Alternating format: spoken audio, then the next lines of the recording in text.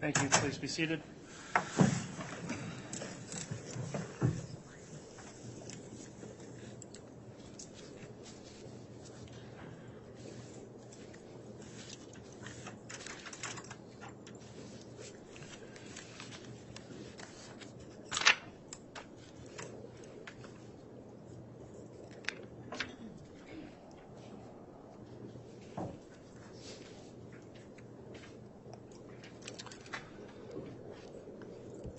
All right, good morning. We're going on the record on case CR 22-21-1624, State of Idaho versus Lori Vallow. This is the continuation of the jury trial in this case. The state continues putting on its case in chief.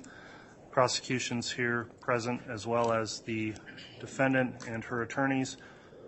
Before we bring the jurors in this morning, we had ended yesterday with an argument as to a proposed exhibit, which the court made a ruling on yesterday, indicating that the exhibit as proposed would not be admissible.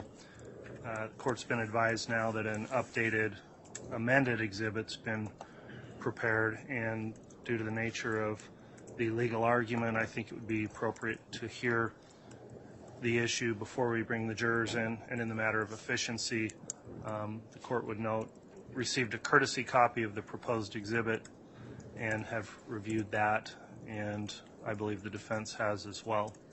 So as we get started this morning, let's talk about the issue of the next witness's proposed demonstrative exhibit, which I believe the state's offering under Rule 1006.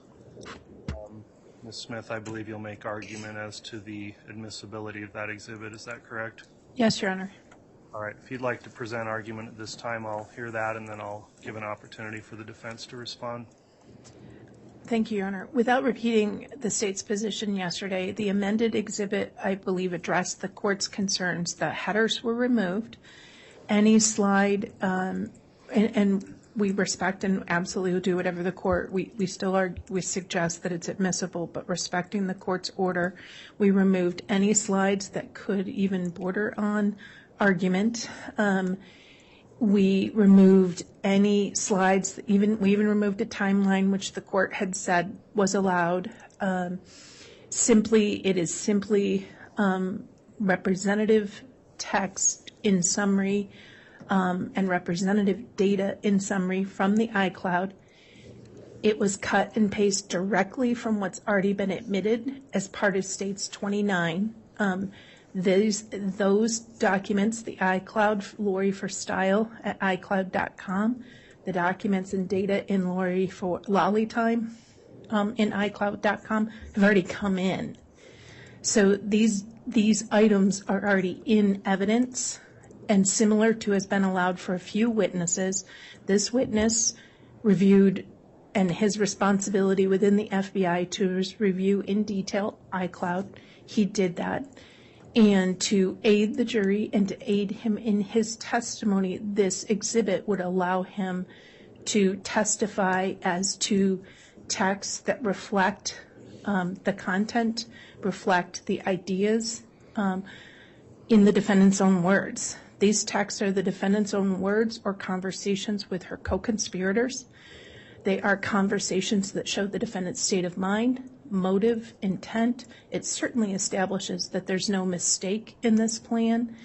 The probative value of this significant evidence is unparalleled. And Agent Hart has spent hundreds of hours reviewing the iCloud, and to ease his testimony, to make it easier for the jury, he prepared this summary, and using this summary will aid the jury in reaching questions and making an ultimate decision on this case. All right, thank you, Ms. Smith. I believe Mr. Thomas, are you going to make argument in opposition? Yes, Your Honor. So I received this last night, the final version, shortly after 8 o'clock.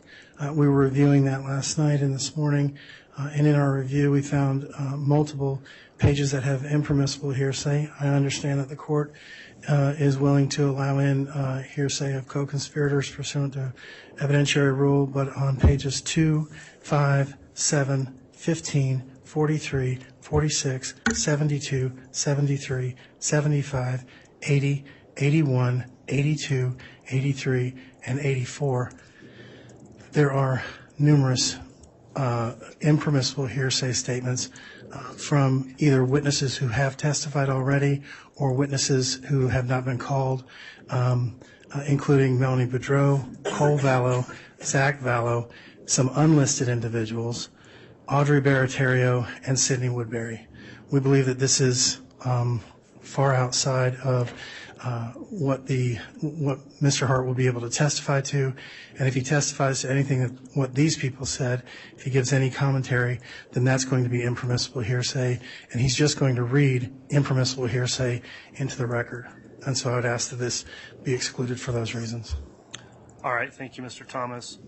The representation from the state is, and of course the court has not gone in and reverse engineered the exhibit to make sure that the summary in proposed 183 is pulled directly out of already admitted evidence, which was state's 29, that is the continuing representation of the state that in fact all of the communications in 183 are directly from 29, which was previously admitted. I apologize, my microphone wasn't on. Yes, Your Honor. In fact, to ease any concerns the defense might have with that, we have actually placed on thumb drives as states exhibits 29C and D the entirety of the Lolly time at iCloud.com and the entirety of LoriForStyle.com, as we have, our practice has been in this case to prevent hundreds of thousands of pages being flooded the court file. We have admitted the business record certificate and then taken portions of the representative records and admitted those. But to ease any concerns, anticipating what defense counsel might suggest, the entirety of Lolly time is on one thumb drive, the entirety of Lori for Siles is on the other. And we certainly, I'm confident that those had been disclosed to the defense a few times, but for these counsel, we know the earliest they got it was in August of 2021. And it was in that production they received. So it's a duplicate of what they received. It has been verified, the copy by Agent Hart. Then we can just make sure that the agent can testify to that. All right. The court's then considered this new proposed Exhibit 183 in terms of Idaho Rule of Evidence 1006 and whether or not it's an appropriate summary to prove content of voluminous writings records that can't be conveniently examined in court and may potentially assist this witness in providing testimony about that voluminous information. Also considered the objection lodged by the defense as a objection relating to hearsay on certain pages of the exhibit. Hasn't been argued this morning, but I considered the timing as well of the disclosure, and upon consideration of all that, and in particular also Idaho Rule of Evidence 403, whether or not this may be more prejudicial than probative in a balancing, the court would find that upon review of the exhibit it would be admissible, assuming the witness lays an adequate foundation for the exhibit prior to it being admitted. The hearsay objection is overruled, as the court would find that was waived upon the entry of State's Exhibit 29, which was previously admitted, I believe without objection in the case, and so these are portions of an already admitted exhibit. Also, in terms of the timing here, because it contains the same content of the previously admitted exhibit but in a shortened version, and also that it removed the argumentative nature of what was included in there, the court would determine that it now does appropriately comply with Rule 1006 as a summary that may be used by the witness. So I'm making just a provisional ruling at this point, subject to foundation being laid by this witness to get that in. But the concerns raised yesterday have been overcome with the new proposed exhibit, so the objection on those grounds is overruled. May I be heard on a motion to reconsider here?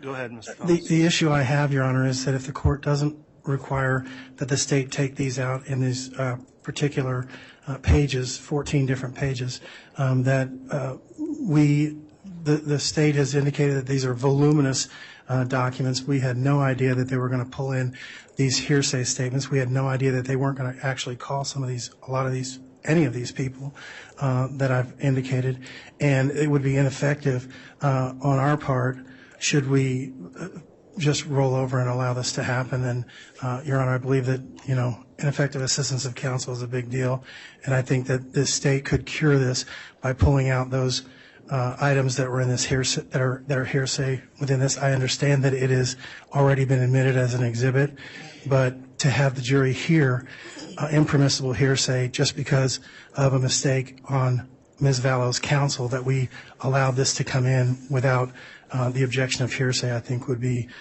detrimental to Ms. Vallow's case. All right. Any response to that, Ms. Smith? While I respect and admire defense counsel's creative advocacy, one, it's not an impermissible hearsay. It's the defendant's statement. We're not offering the statements of any of the people in there for the truth of the matter asserted other than the defendant. Those provide context for that. So while I applaud the advocacy, the law is clear. The defendant's statements, when offered by the state, are admissible. The statements of the others are not inadmissible hearsay in that we are not offering for the truth of the matter. For example, the comment that Ned was in Charles is been in multiple times, sometimes without objection, and we're not offering it for the truth of the matter asserted that Ned was in fact in Charles Vallow. We are offering it for the response that the defendant made to this case. So one, it's not inadmissible hearsay. Two, defense counsel has multiple reports on this, and the characterization of ineffective is just simply misplaced, though I understand and respect the advocacy.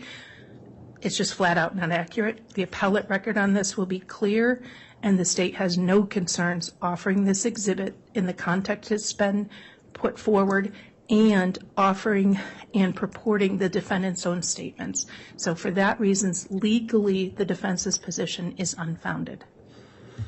All right. Well, I've considered the request to reconsider the ruling offered by Mr. Thomas and the response from the state on each of those pages. I haven't made any determination that it is or is not hearsay. They are statements of other persons apparently contained in those pages.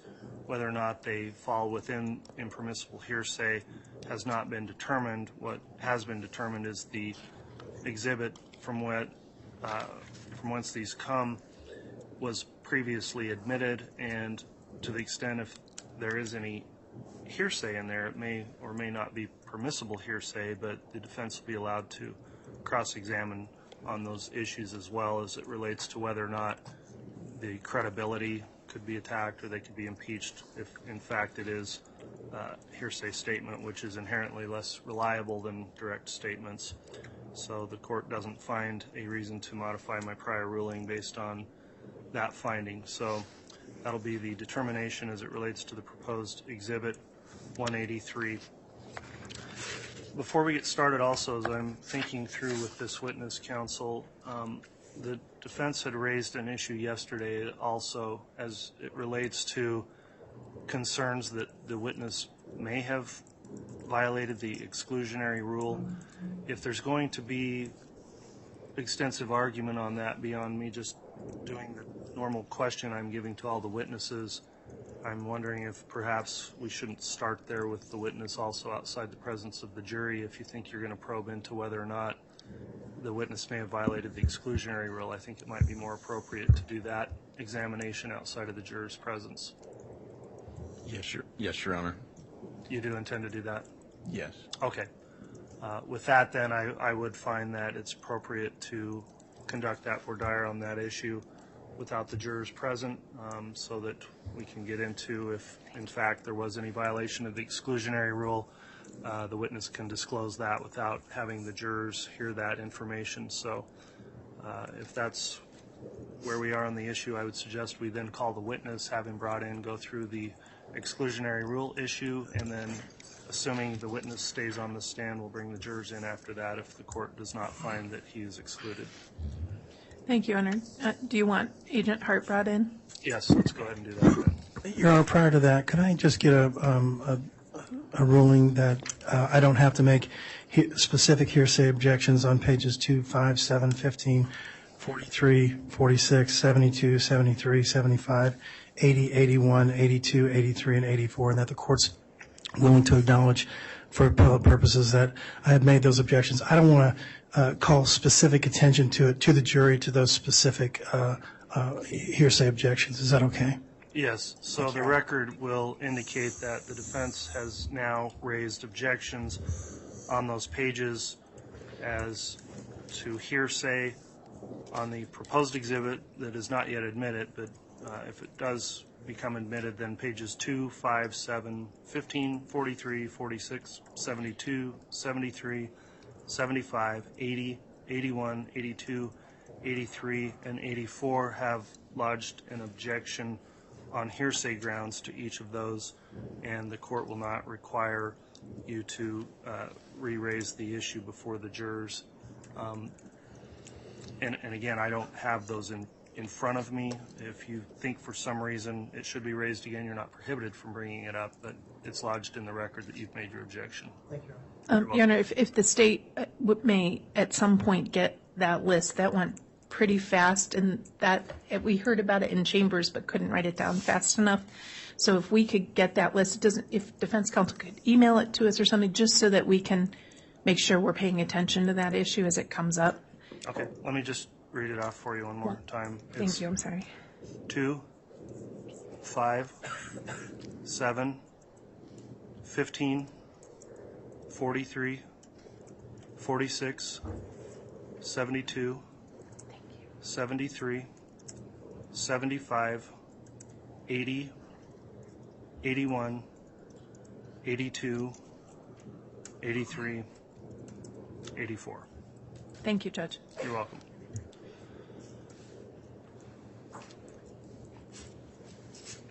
Okay, let's go ahead and have the next witness called and sworn then, and we'll go through an initial voir dire on the exclusionary rule issue.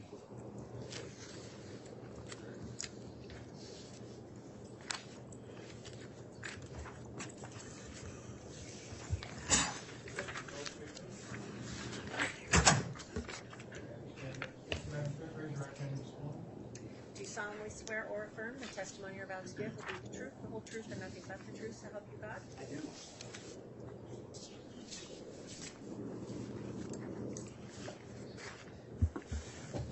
Your Honor, as the witness is taking the stand procedurally, do you want the state to go first on this inquiry, or the court? I just want to make sure I'm standing where I need to be.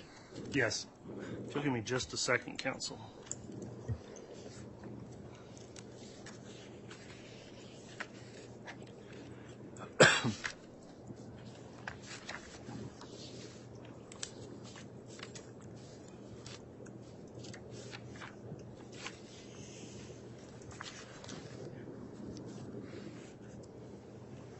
Sorry, apologies, just one moment. I would have a brief consultation.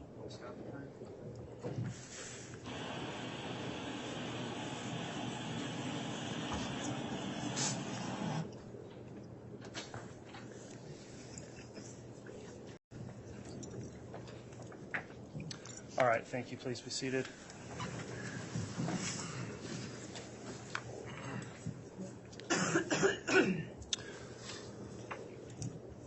All right, at this time then, Agent Hart's been placed under oath. The issues arisen as to a potential, I guess, issue raised by the defense as to whether or not there's been a violation of the court's exclusionary rule as it relates to this witness. The court would note it's previously entered an order that prohibits witnesses in the case from seeing or reviewing or being exposed to the trial testimony before they testify. And so, because the issue's been raised specifically, I would ask the state if you want to conduct any voir dire on the issue of the court's exclusionary order, then I'll allow the defense to cross-examine on that narrow issue. This is prior to starting any testimony before the jurors, and I'll note on the record the jurors are not present for this stage of the proceedings. Good morning. Morning. Sir, do you prefer to be called chief deputy or agent? I'm used to one, but I know you're something else now. For this case, agent is fine. Okay. Agent Hart, were you aware of a court order prohibiting witnesses from listening to the trial in this case? Yes. Were you aware that the court's order prohibited you from listening to or reviewing trial testimony of any witnesses? Yes. Did you listen to the trial in any part of this case? No. Did you listen to the trial testimony of any witnesses? No, I have not. Have you reviewed the trial testimony that occurred in the courtroom with anyone? No. Have you reviewed the trial testimony of anyone, even through conversation? No. Okay. Has the state shared with you the trial testimony of anyone? No. You have been present for some interviews and pretrial preparation of witnesses, correct? Yes. Have you been part of pretrial preparation of witnesses after those people have testified? No. Has anyone brought to your attention any trial testimony of those witnesses at any point? No. Is there any way that you have followed, listened to the trial testimony or the trial proceedings that have been available in the public? No. Prior to the trial beginning, we received a strict instruction from the prosecution regarding those matters, that we were not to speak with other witnesses regarding their testimony, and we were not to watch any television, read any newspaper media, online media regarding the trial. I've obeyed that order rigorously. Okay. Thank you. I have nothing further. Thank you, Agent. All right. Thank you, Ms. Smith. Mr. Archibald, you can inquire.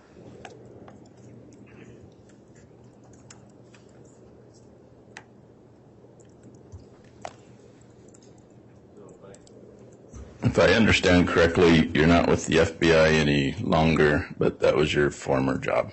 That's correct. And as your former job as an agent with the FBI, was it part of your duties to review all summaries from other FBI witnesses?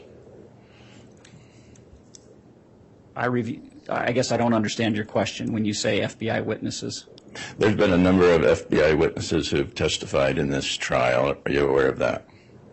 Yeah, FBI employees? Yes. Yes. Have you reviewed their statements? No. Did you coordinate with anyone about what other FBI witnesses were going to say and what you were going to say? I was part of the investigation from its inception, and so during the course of the past 3.5 years, on a number of occasions, I have met with our FBI analysts, our FBI forensic accountants. I approved reports that they wrote during the course of the investigation, but I have not discussed their testimony with them in any way. So they would prepare a report, you would review that, sign off on it? Correct. Has there been anyone from the FBI who's been attending this trial? Objection. Relevance. This is about his exposure to the proceedings in the courtroom. This isn't about who was where. I'll rephrase the question. Okay, go ahead, Mr. Archibald. Is there anyone from the FBI sitting in the courtroom right now? Objection. Relevance. It's not relevant, I guess, if they're not testifying. Has the person who is from the FBI, who is sitting in this courtroom, have you had conversations with him about what's been happening here in court? No. Have you received any emails or texts from this FBI person who's here in the courtroom? No. Objection. Relevance. It needs to be more narrow than that, Mr. Archibald. It's whether it relates to observation of any trial testimony. So this FBI person who's in the courtroom, has he provided any information to you about what other witnesses have said? No. Have the prosecutors relayed any information to you about what witnesses have said? No. In fact, on a number of occasions, I've been asked to leave the room so that they could discuss those matters. Have the local police from Rexburg or Madison County or Fremont County provided you any information about what's been testified here in court? No. All of those individuals have been very cautious and careful, as instructed by the prosecutors, not to discuss those things. Okay. Well, thank you, Agent. All right, counsel, with that line of questioning, then, the court did not find any rationale behind a objection under the exclusionary rule. The witness has indicated compliance with the court's order as it relates to the Rule 615 of the Idaho Rules of Evidence and the order that was entered in the case, so I don't find there's been any violation there. So with that, we'll go ahead and bring the jurors in, and the state can commence with its direct examination.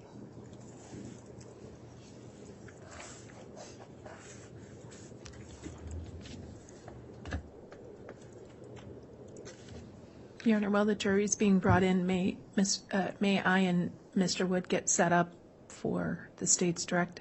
Yes. Okay.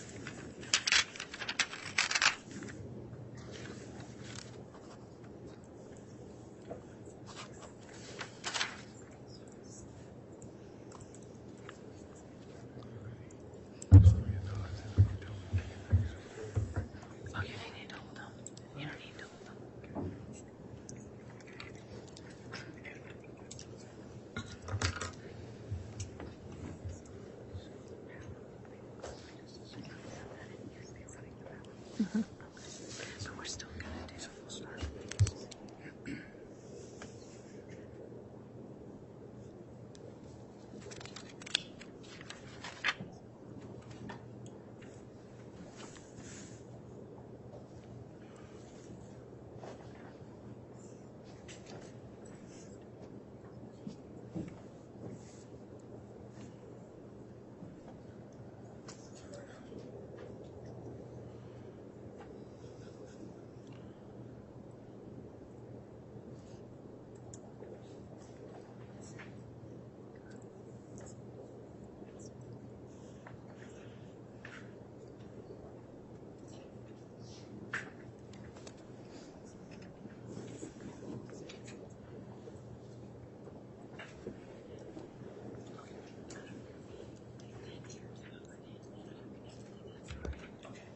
It's at 100%.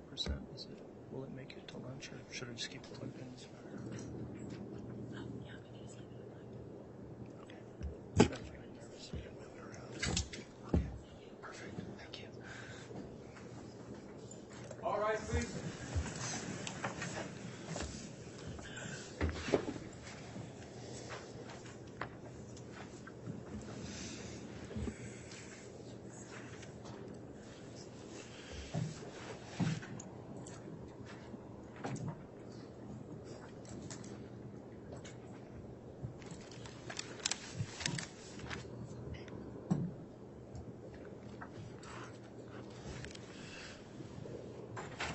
Jury's all present and accounted for, Your Honor.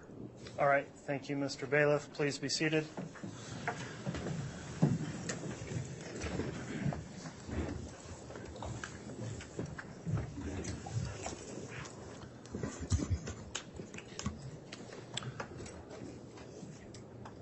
Okay, we're on the record on case CR 22-21-1624, State of Idaho versus Lori Vallow.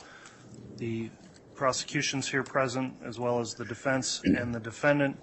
The court would note that the jurors are now in the courtroom, all properly seated and accounted for.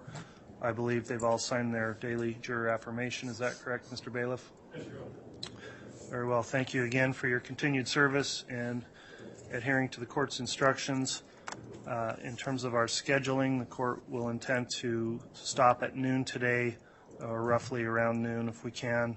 We'll do a mid-morning short break.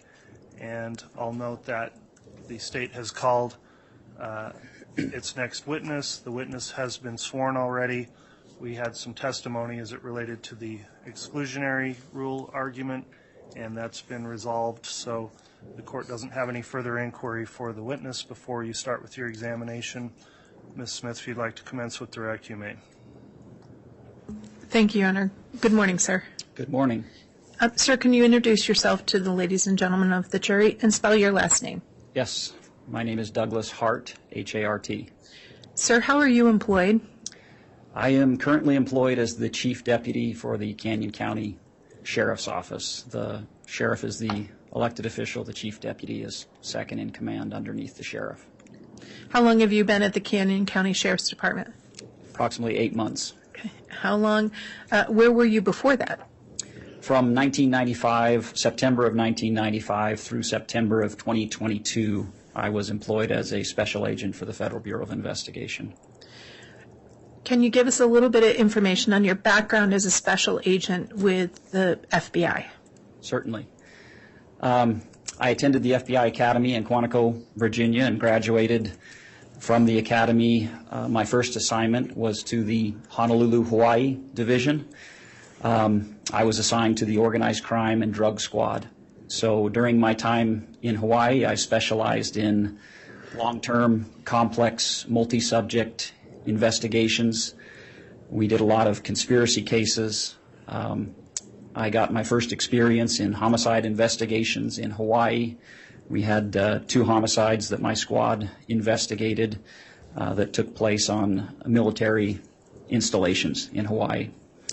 After 5.5 years in Hawaii, I sought out a relatively unique assignment in the FBI. Which was? Wherever there is an Indian reservation, you will find a small satellite FBI office. At any given time, 2 to 3% of the FBI are designated as Indian country agents. That assignment is unique in that most persons' crimes don't fall under federal jurisdiction. However, for Indian reservations, the FBI, along with... Judge, I'm going to object to that. This is irrelevant information that he's giving, just to bolster his own credibility.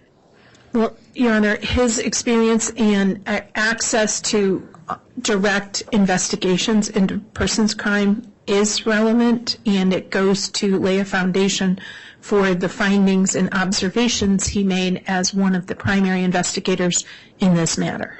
All right. Well, I understand laying the foundation. I think at some point the detail might become additional than we need for just foundation for this particular case, but I'll overrule the objection at this point, Ms. Smith. Thank you, Your Honor. So you were discussing about your investigative background in various Indian reservations. Yes. What else, what other experience did you have as a line investigator in those territories? So I spent 7 years on the Nez Perce Indian Reservation working mainly violent crimes and persons crimes. I investigated a number of homicides and related crimes. Where did you transfer? You said you spent 7 years. Well, you were with the FBI longer than that. So where did you transfer to after you went to the Nez Perce Indian Reservation? In 2001, I transferred to the Boise, Idaho Resident Agency, where I was assigned as the supervisor for the Treasure Valley Metro Violent Crime Task Force. What were your responsibilities as the supervisor for that Violent Crime Task Force? So that task force was led and funded by the FBI. Our primary responsibility was to investigate gang violence and organized crime violence, drug trafficking. So I was the supervisor of the task force, but also an investigator on a day-to-day basis. Where did you proceed after you were part of or head of the Violent Crime Task Force? So I spent 7 years in that capacity. In June of 2015, I was promoted to be the supervisory senior resident agent for What does supervisory senior agent mean? That means I was the supervisor for all FBI criminal programs in the 34 southern counties of Idaho, which included agents in our Boise office and agents in our Pocatello office. So as the supervisor, did you continue to be involved in direct investigative activity yourself? Absolutely. Why? What's that? Why? The FBI is fairly minimally resourced in Idaho. I had responsibilities as a supervisor for the agents that worked for me and for their cases, but I also continued to work as a case agent on a number of matters that I was able to essentially assign to myself. Let's back up just a little bit. What training did you have in terms of investigation and investigative supervisory responsibilities? So the initial training for an FBI agent takes place at the FBI Academy in Quantico, Virginia. It's approximately 17 weeks of training over a variety of subject matters.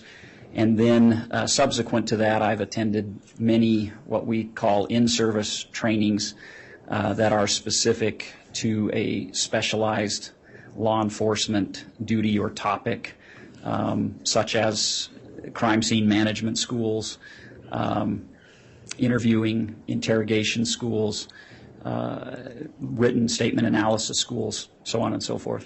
Did you have any training with the identification and location of clandestine graves? Yes. Can you tell us a bit about that training? So when you are assigned as an Indian country agent, you attend a special crime scene management school that's a very intensive week-long course that encompasses a lot of different aspects of crime scene management and investigation. The FBI has evidence response teams, but they were 11 hours away from where I was situated, so we did all of the crime scene work ourselves. Part of that training was the identification and location of clandestine grave sites. What does clandestine grave mean? It means someone has buried a body where they don't want it to be found, and so that's the clandestine part of it. And so you received training in the clandestine grave location and identification. Location, identification, as well as grave exhumation. Okay. What does that mean? That means the process of exhuming a body that's been buried. There are techniques and measurements that are required as you undertake that endeavor in a crime scene. It has to be done very carefully and according to strict procedures. And you talked a bit about your training, and now let's talk about approximately how many cases have you been a criminal investigator on in your overall capacity with the FBI? Hundreds. It would be hard to put a specific number on it. Approximately how many homicides have you been part of the investigation of? I would say conservatively between 20 and 30 homicides. Okay. And how many cases have you been involved in which involve crimes against children?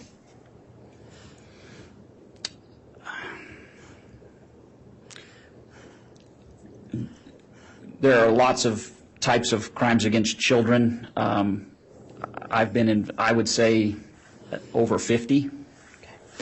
Any of those cases involve investigations into missing or suspected abducted children? Yes, several. Okay. What was your role? Well, let's do it this way. What was the FBI's role in those cases in investigating missing or potentially abducted children? Well, the FBI has nationwide jurisdiction, so if a child has been abducted and taken across state lines, then those cases fall under the FBI's purview. But more than that, for many years, the FBI has taken the stance that when a child goes missing, our capabilities, coupled with those of city, county, or state investigators, need to be brought to bear immediately so that we can seek the best outcome in locating and safely recovering those children. So whether or not those cases fall under the federal system, the FBI still responds to cases of missing children and participates fully in those investigations. Whether or not they're the lead, they always support the local law enforcement on trying to find the children. Correct. How many of those cases have you been involved with personally? A true child abduction or missing child case is fairly rare, but I have been involved in between 6 to 10 of those cases during my career. And in that time, you mentioned earlier about responded rapidly. Why is that? Well, we know from studying these cases that if a child is going to be killed, they're typically killed within 24 hours of being abducted. And so you have a very small window in which to respond and utilize all of the tools and resources that we have working cooperatively with our partners to try to locate and recover that child. Your Honor, as a procedural matter and to aid in getting ready for some exhibits, the state requests permission to display States Exhibit 29C and 29D. The entirety of 29 is are the iCloud records for Lori Vallow, as documented through Lollytime at iCloud.com and Lori for Style at iCloud.com. C and D are the entirety of both records, and given that in a few minutes we'll be displaying some of those, I need to move for those admissions right now so that Mr. Wood can get resources up. All right. Can you clarify for me? Previously, we've admitted 29. Is that correct? Yes, Judge. Those records were admitted with the stipulation on the business record certification with the defense. And A was as to, let me pull up my exhibit list so I don't misstate.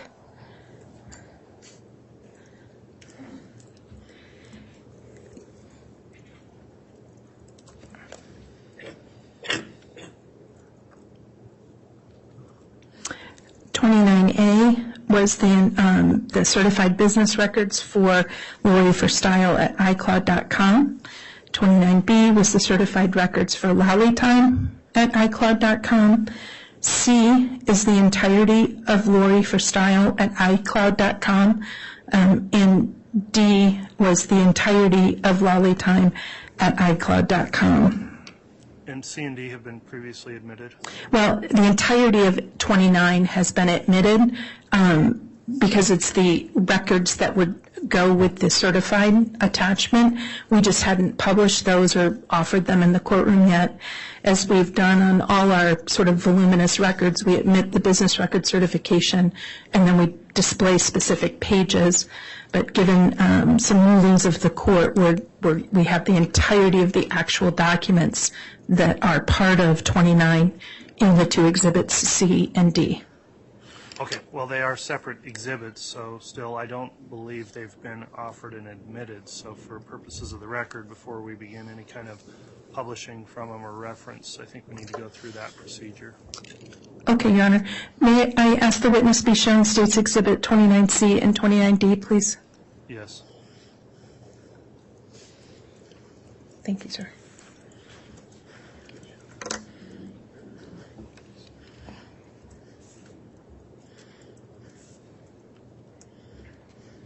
And has a copy of this been provided to the defense? Yes, in exhibit in August of 2021. That's the documents you were given in discovery. It's the iCloud accounts provided in August of 21.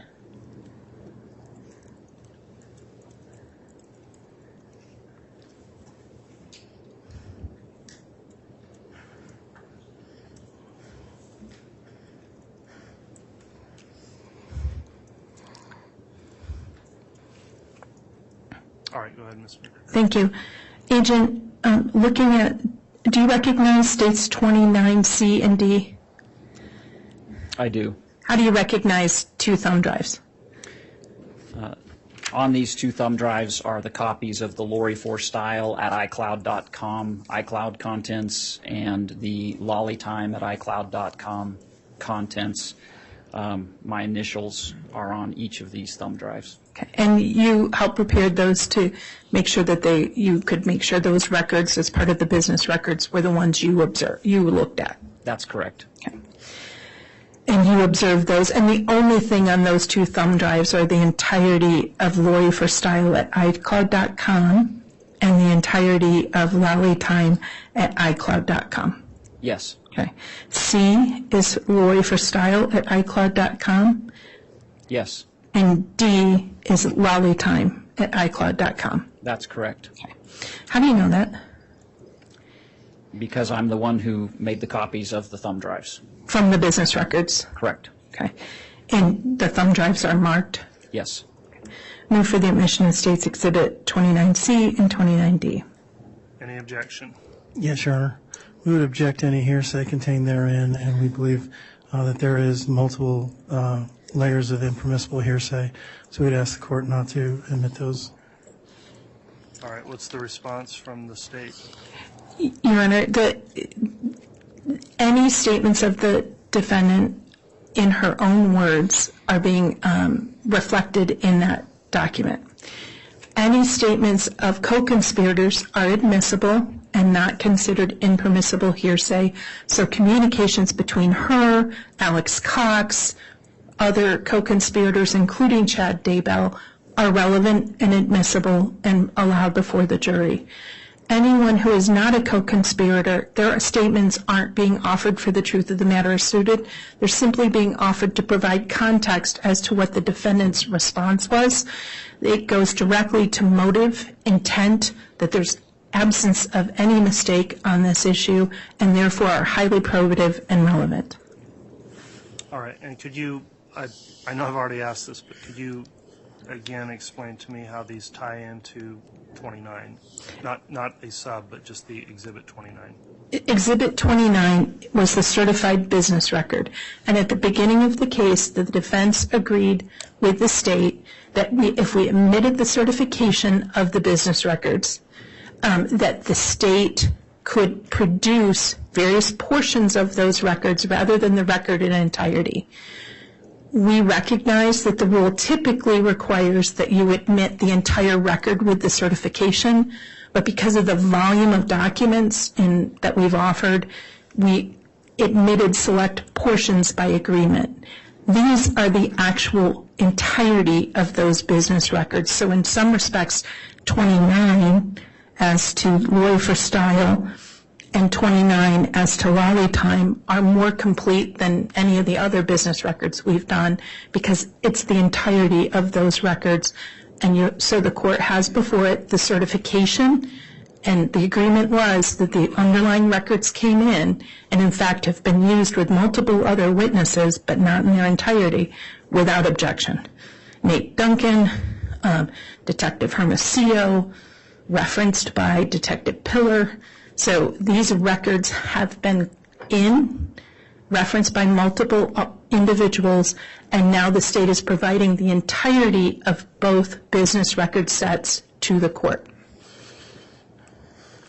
All right, thank you for the explanation, Ms. Smith. So the court's considered the objection of the defense on 29C and D. The court's also considered previous ruling allowing for the admission of Exhibit 29. The court will overrule the objection as it relates to the hearsay objection, finding that because these are the accounts of the defendant and the statements therein made by the defendant would not be subject to a hearsay exclusion, and those other statements in there, as noted by the state, would not be subject to hearsay also, as they are not being offered for the truth of the matter asserted. Also, that there's been essentially a waiver of further objection where the information contained in 29C and D where 29 was already admitted and multiple witnesses have already testified to information contained within 29. C&D is the entirety of that information from where that other testimony came from, that it would be appropriate to allow 29 C&D, which is the complete version of the records, to be admitted. So for that reason, exhibits 29 C&D will be admitted. And finally, also finding that this witness laid an adequate foundation upon identifying those thumb drives. So exhibits 29 C&D are admitted. Thank you, Your Honor, and we appreciate that, and we would ask that the court require that the state or the court provide us with copies of 29 C&D so that we can review those so that they do accurately reflect what is purported to be on those. We don't have time to go through 100,000 pages of documents right now, but we would ask the court to give us this weekend to do that. Okay. If they're obviously electronic copies, I believe, can be provided to the defense if they haven't already been provided, and those need to be provided to the defense before the state rests. So would it be acceptable if we just tell them where in the discovery it is located? Because it takes a long time to copy these, and they already have it at least once, if not twice, in discovery. Happy to show them where to find it. Okay. And, Your Honor, I'm sorry, may I speak? Go ahead. My concern is that they're going to introduce something that we may or may not have or may not be able to access.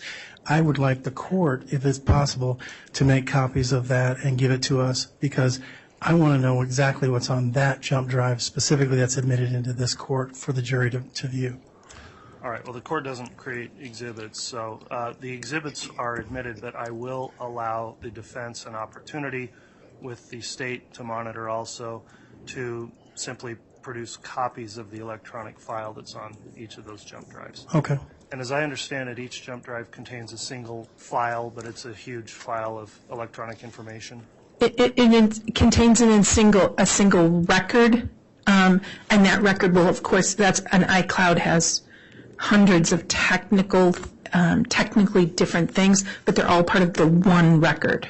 Okay. We can't pull out the chats versus the SMS versus the videos versus the MMS. We would have 100,000 thumb drives. So it's the entirety of Lolly time. It's the entirety of Lori for Styles. Okay.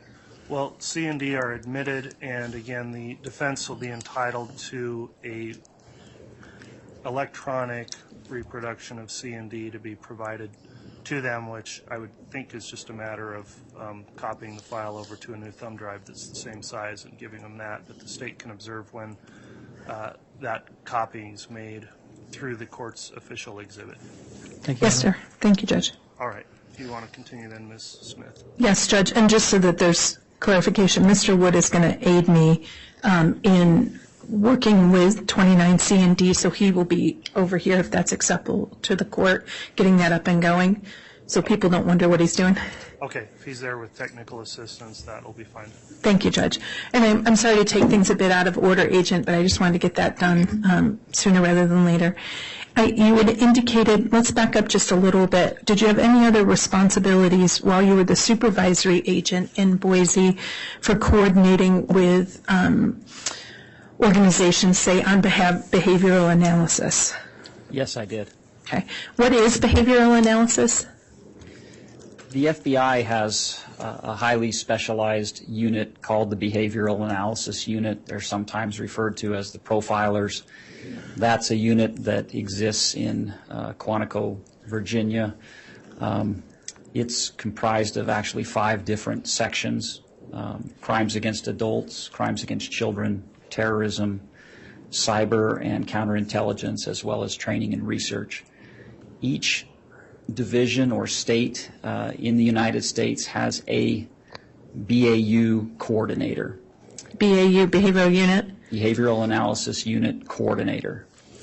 That individual is responsible for getting additional training in behavioral analysis and acts as a conduit when a state or local entity needs consultation services.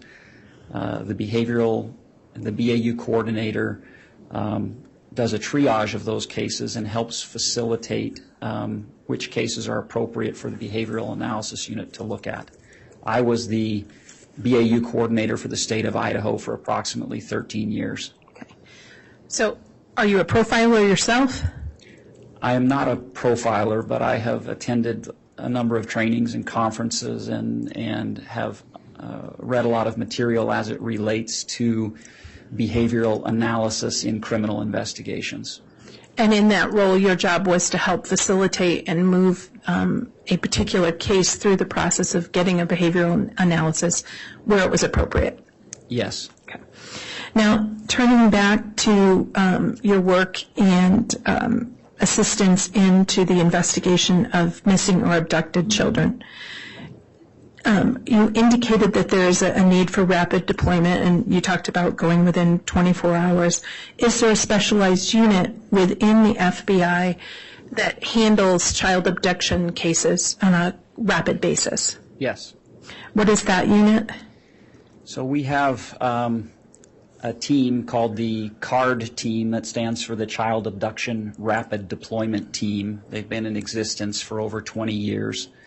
They're essentially what we call a fly team. They are specially trained agents that are located all over the country, and when a child abduction takes place, they are deployable very quickly to bring their expertise to bear when a child goes missing. Is there sort of a time limit on when you can bring in that rapid deployment team? Well, their purpose in the immediate aftermath of a known abduction, their purpose is to respond. They don't take over the case. They're consultants. And so they come and they help the investigators ensure that all of the appropriate steps are being taken. Collectively, the Child Abduction Rapid Deployment Unit has responded to over 160 child abductions in the United States in the past 20 plus years. They are the world's foremost experts in those types of cases. And so in this particular investigation into the disappearance of J.J. Vallow and or Tylee Ryan, were you able to work with local law enforcement on where those two children were? Yes. And how did that happen? The Rexburg Police Department conducted a welfare check for J.J. Vallow, and subsequent to that welfare check, the very next day, they contacted the FBI in Pocatello, who then called me. And so my involvement in the case started on November 27th of 2019. Okay. And did you partner with the Rexburg Police Department in looking for J.J. Vallow? Absolutely. And then ultimately looking for Tylee Ryan? Yes. Okay. And as a part of that partnership with the Rexburg Police Department, did the FBI request the assistance or ask the CARD team, the Rapid Deployment Team, to respond? We consulted with both the Behavioral Analysis Unit and the CARD team. We did not ask for a CARD team deployment. Well, why not? We knew very quickly that Lori Vallow had lied to the Rexburg Police Department when they responded to do the welfare check, and within a short period of time were able to ascertain approximately how long JJ and Tylee had been missing. And due to the span of time that had taken place, it didn't fall under the parameters of a CARD deployment for those things that are done in the very immediate aftermath of a child going missing. So we spoke with them, we obtained their advice, but we did not ask for a deployment. And so you've indicated that you didn't ask for the deployment, but you also consulted with them and behavioral analysis? Yes. Why would you consult with behavioral analysis in this situation? Because of their experience in a wide variety of cases. And so they have background and expertise that your average agent does not possess. And so when you have a complex, complicated case, we consult with them to try to get the best advice to help us as we proceed forward with the investigation. So when you say get the best advice, does that mean helping you analyze evidence and assess and maybe reach conclusions? No, the behavioral analysis unit would give advice. For instance, if we had a critical interview, we might talk to them about that subject and get some strategies that they may suggest for the most effective interview techniques. But in this instance, and they can provide an analysis of their own, but in this instance, most of the analysis in this case was done in-house by us here. Okay. And when you say in-house by us here, when you say analysis, what does that mean? Well, an analysis simply means looking at and reviewing various types of records and data. There's a vast spectrum of information that's valuable to us in these investigations, from business records, cell phone records, iCloud records, so on and so forth, video records. We review all of those things to look for evidence relevant to the case. And so when you say evidence, that means common ideas, investigative leads, themes or theories that the investigators need to follow up on. Yes and no. How yes and how no? So yes, in the sense that when we are trying to determine a motive for a crime, there may be a theme that is relevant, that gives us an indication as to why an individual may have committed a crime. No, in the sense that we are fact finders, and so our job is to investigate thoroughly and carefully and completely in an effort to solve the crime and develop evidence of who committed that crime. And in that sense, we aren't driven by a theme or a concept. We're driven by evidence. We follow the evidence that we find. You follow the evidence where it goes. Yes. And if it's centered around a particular subject, you follow that subject wherever it goes. Correct. Okay. Now, specifically in the investigation into the disappearance and sadly, ultimately, the murder of J.J. Vallow and Tylee Ryan, and the murder of Tammy. I'm going to object to argumentative. Sustain. Specifically in your review of the investigation into the disappearance of J.J. Vallow and Tylee Ryan and the death of Tammy Daybell, what were your particular roles? I had two primary roles in this case. My first role was as the supervisor over this investigation. Our Pocatello office is quite small. We had 3 agents assigned when we were contacted by the Rexburg Police Department. Very quickly, 2 of those agents transferred one transferred, 1 retired, so we were down to 1 agent. I supervised the activity of those people. When resources were needed, such as our evidence response team, or forensic accountants or analysts, or when leads needed to be set to other divisions, all of those things fall under my purview.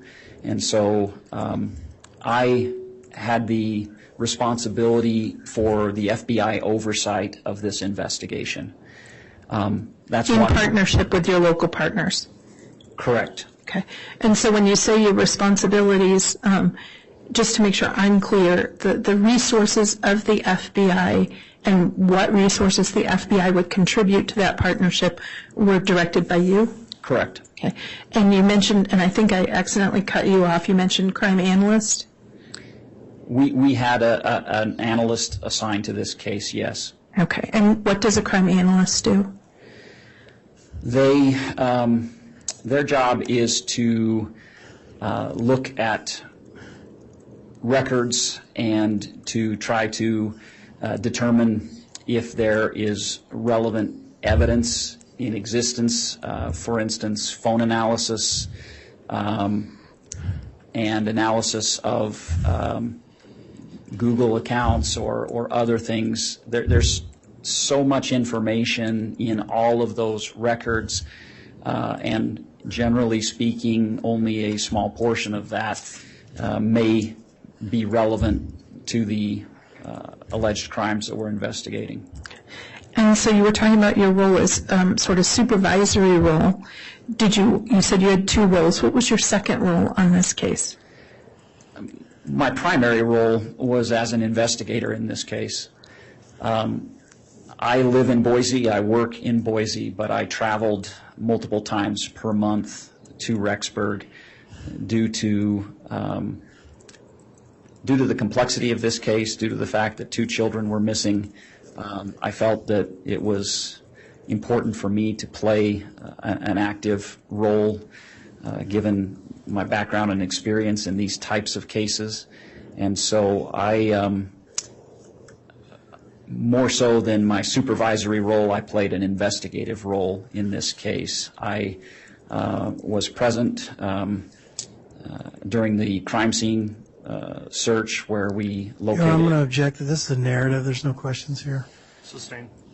And so you played an active role. Not only were you a supervisor, you played an active role as an investigator in this joint investigation.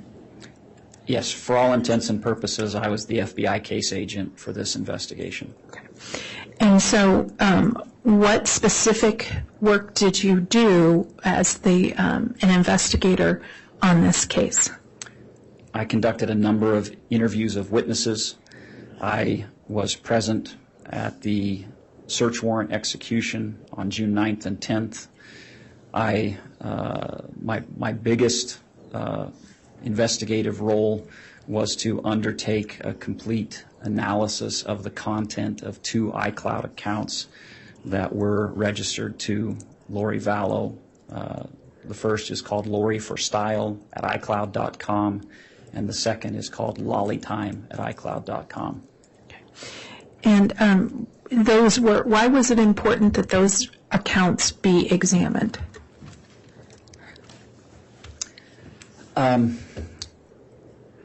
Because of the value of the information that's contained in those cloud storage. When you say the value, can you help us understand why such accounts would be valuable to investigators in this situation? Sure. The iCloud is simply the storage or backup for your Apple iPhone usage.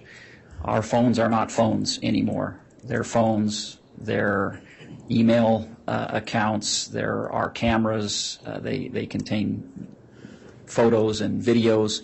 We have text messaging, we have multimedia messaging. All of those things are stored in the iCloud. And so in this instance, we have a large volume of direct communications between Lori Vallow and others in this case. We have a number of photographs and videos and emails and contacts and notes that are all relevant to this case that were discovered during the review and analysis of the iCloud account. And that information was shared across departments and across agencies by multiple investigators, correct? That's correct. We had access to these iCloud accounts fairly early on in the investigation, and they played an important role in our ultimate conclusion of what took place in the case. And so as you shared this information, did it lead the law enforcement partnership to execute a search warrant on the Daybell property on June 9th and 10th of 2019? Yes, it did. Or 2020, I think I misspoke. 2020. Okay. And you explained you were physically present? Yes, I was there, again, in a dual role. I was the FBI supervisor on scene for that search, but I also participated as an investigator throughout the 2 full days that the search was executed. Okay. And so can you tell us about your personal activity at the Daybell residence on June 9th and 10th of 2020? Yes. Our evidence response team was present to oversee the search, but due to the size of the property, other agents and investigators that are not formally part of the evidence response team were asked to help and to participate. The first step that took place was essentially walking the property, looking for evidence that might exist within the property. And did you personally walk the property looking for evidence? I did. Okay. What was the next step taken after officers and agents working together searched that property? Well, during the walk of the property, you're looking for places on the property that might contain evidence. So during the walk of the property, myself and an agent who was at my side located JJ's grave. Can you explain to us the process you used to locate JJ's grave? Yes. When you're looking for a clandestine grave, there are certain telltale signs that you want to find. Primarily, you're looking for aberrations in the earth. If a grave has been dug, typically the vegetation around where the digging took place is slightly different than the vegetation that's been undisturbed around that grave. Similarly, you will see sometimes a mound of earth where the grave has been dug, and sometimes you'll see a depression in the earth. In this instance, I was able to observe a slight change in the vegetation where JJ was buried, and then upon closer inspection, I was able to see that there was essentially a seam around the grave where the sod had been cut and then replaced, and so you could feel with your hands that there was the outline of where the grave had been dug was present there. So when you say feel with your hands, did you actually feel the ground yourself? I did. Okay. And that area was photographed, correct? Yes. Okay. Your Honor, the state requests that just so that the witness looks at these again, that the witness be handed state's already admitted Exhibit 170C, 170D, 170E, and 170H.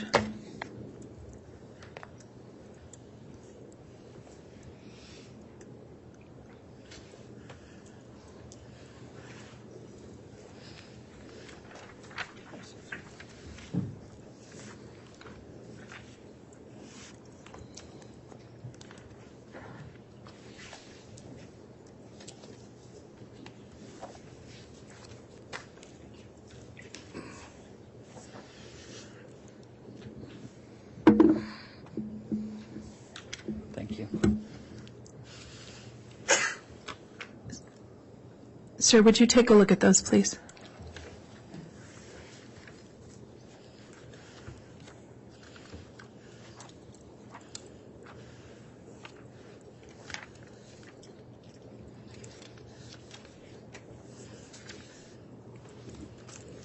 Okay. Okay. These have previously been admitted, but do you recognize those? I do. And just so the record's clear, it may have been a little bit since the jury's seen those. What are they? These are photographs that were taken of the spot that I identified near the tree on the corner of the Daybell property where JJ's remains were ultimately located. Your Honor, I'd request permission to publish or republish the state's Exhibits 170 and the various numbers and use them during this witness's testimony. Any objection? No, Your Honor. All right, they can be published.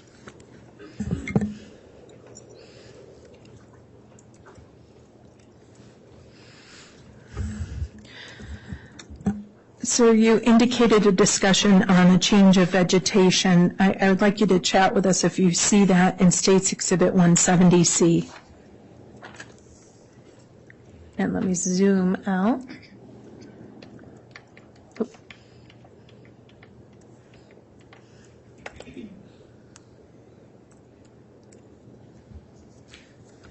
Yes, so this is a faraway view. The subsequent photographs will be a little more telling, but essentially you can see right here this little spot. If you look at the greenery that surrounds this spot, and you can see some yellowing, and it's just, unless you knew what you were looking for, you might not notice it, but this is JJ's grave. You previously talked about signs of signs of a clandestine grave. Is that one sign of a clandestine grave? It is. Okay. Were there particular pieces of evidence that took you to that area of property? Yes. What were those pieces of evidence that took you and the other agent to that area of the property? We searched the entire property, but we knew that on September 23rd of 2019 that Alex Cox's cell phone had been located in that area for a period of time.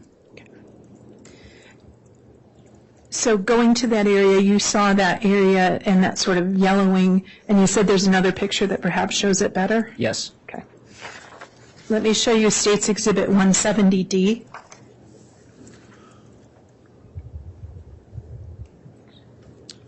Is that the better view of what you were talking about?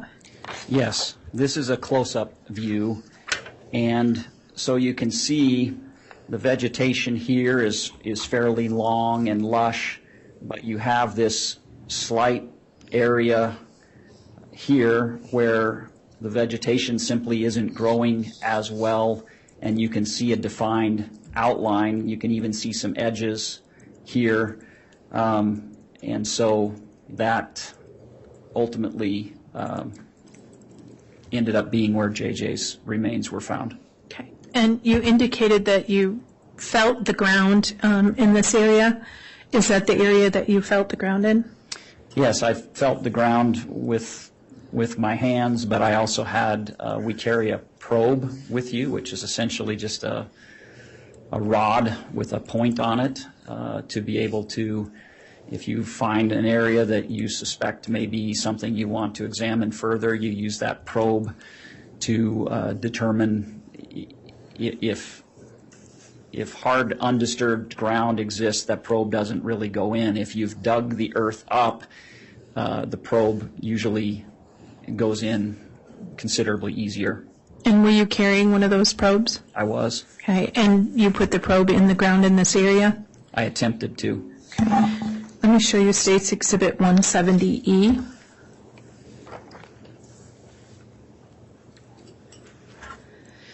Is that one of the areas where you attempted to put the probe in the ground? Yes, that's just an even closer up shot that essentially shows the seam, or one of the, if we look at it as a rectangle, it's just one of the seams that existed where the sod had been cut up. And when you say the seam, and I apologize, I may not have asked you, so forgive me, turning back to States Exhibit 170D, can you outline that seam again, that area, that rectangle you were talking about? Certainly. So this would be the top right here. You can see that line there. You follow it down here. There's the bottom, and then here's the other side. So this is your rectangle. Okay. And so when you located that, was that area approximately how big, or do you know? It's quite small. The seams on either end are probably 18 to 24 inches, and then the length would be approximately 48 inches. Okay. Child size? Yes. Okay. And so you said you attempted to put the probe in. What do you mean by that? I mean, the probe wouldn't penetrate the earth. Okay. Well, if that's a sign of a clandestine grave, why did you continue to look there? I'm sorry. If I thought you said earlier that a sign of clandestine grave was that you stick the probe in and the ground is loose, but if it's hard, it may not be. What caused you to look further when the probe didn't go all the way in? Well, the probe is just one simple tool that we use, and ultimately we understood why the probe didn't go in. Once we lifted the sod away, we saw that some boards and rocks had been placed on top of JJ's body, and so my probe was hitting those rocks and boards. Okay. And so that would be as what was reflected in State's Exhibit 170H? Correct. So this is a photograph of that spot that we've been looking at.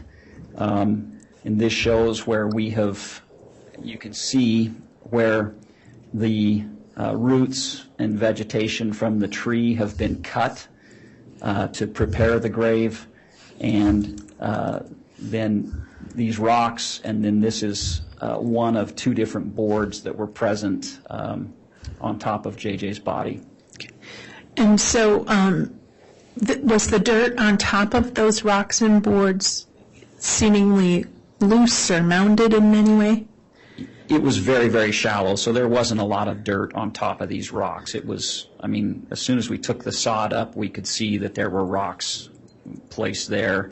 This photograph shows the dirt having been removed from between the rocks as that grave was carefully and methodically exhumed. So this shows a couple of steps in where the sod's been taken away, and the rocks had been placed on top of boards. Once we removed the rocks and the boards, we began to see that something was buried there. Okay. And ultimately, that's where J.J. Vallow was discovered? Correct.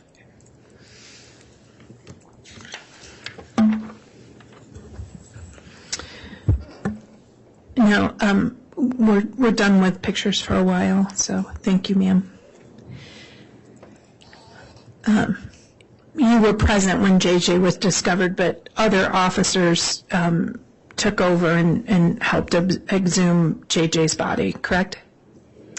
I was there through the entirety of that process. I helped exhume the grave and exhume the body, as well as helping to exhume Tylee's remains. Okay. Multiple officers had to do those things, correct? Yes, it's a large property, and there were several members of our evidence response team, along with detectives from the Rexburg Police Department, the Fremont County Sheriff's Office, and other FBI employees. And because of the way those bodies were, multiple officers were involved in helping recover those remains? Yes, that's correct. Okay. So turning to your other sort of work as an investigator on this, you discussed your work in reviewing and the value of looking at the iCloud accounts of Lori Vallow. Yes. Okay. Now, how much experience do you have in analyzing such data in relation to the other facts in the investigations to help determine sort of the facts and circumstances or motives of a particular crime or suspect? I have several years' worth of experience. The FBI specializes in long-term complex investigations, and those investigations involve, in most cases, the analysis of voluminous amounts of records. And so as an investigator, as a case agent, I've participated in the analysis of those records, of records in investigations for the entirety of my career. Okay. And you personally have worked with Apple iCloud accounts and records? I have. And you've talked about sort of the value of them overall to law enforcement, but in iCloud accounts, what specific types of data are in those iCloud accounts?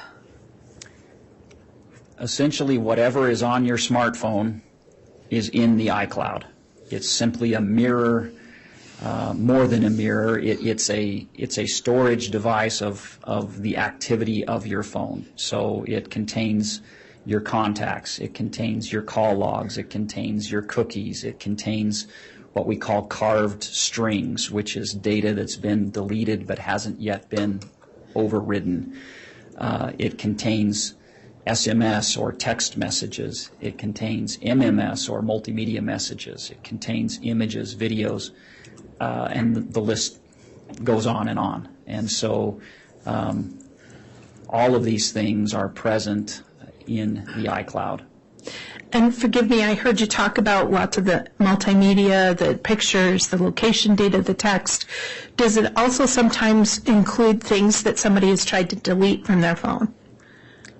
Yes. In what way is that captured?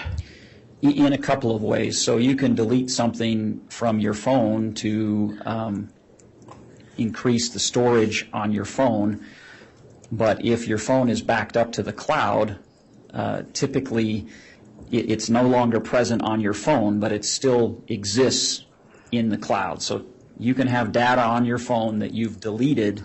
That data still exists. It still is present on your iCloud. Okay. And what's a carved string? So carved strings are data that has been deleted off of the iCloud but not yet overridden. What does that mean? I'm not a super technical guy, but it's bits and pieces of messages or communications. They don't make a whole lot of sense. The carved strings weren't really of any value to us in the investigation. I just mentioned that as a part of what exists on the iCloud. Okay. And what tools do you use to look at an iCloud? The tool we use is a software program called Cellbrite. Cellbrite does not alter the data, it simply organizes it. So Cellbrite is a pretty user-friendly tool that will take the contents of the iCloud and put it in its various compartments, as I've mentioned, and then you can go in and view each of those separate places within the iCloud. And when you're using Cellbrite, does it allow you to look at the data but limit how much data you look at? Yes. So with each of the different sections of the iCloud, you can apply a filter. And so that was something that I did fairly frequently in my analysis of the Lori for Style account, not the Lolly Time, but I did use filters in Lori for Style. So when you say filters, is a filter say sort of date range? Yes, you can use a filter that's particularly called capture time. So the Lori for Style iCloud account, the earliest records date back to December of 2000. That's far beyond the scope of this investigation. And so the capture time filter that I used for the purposes of this case was October of 2018, the month where Chad Daybell and Lori Vallow first met. And so I did some cursory review of earlier data just to make sure I wasn't missing anything, but I focused my efforts on the date at which the conspiracy that's charged could have began. And what were those dates? Primarily, I would plug in October 26th of 2018, and then I would examine from that date forward. Okay. And why'd you pick that date? October 26, 2018 is the date that Lori Vallow and Chad Daybell met at a Preparing a People conference in St. George, Utah. And then you ended your filter when? On Lori for Style.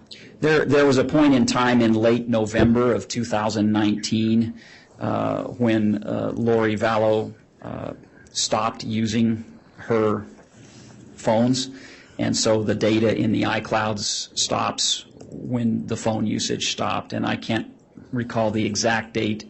It's November 2019 for sure, towards the end of the month, but I can't recall the exact date. And what was the date that the law enforcement approached Lori Vallow? Lori Vallow was approached on November 26th of 2019. Okay. And then, but the data on Lori for Style stops sometime at the end of November 2019. Correct.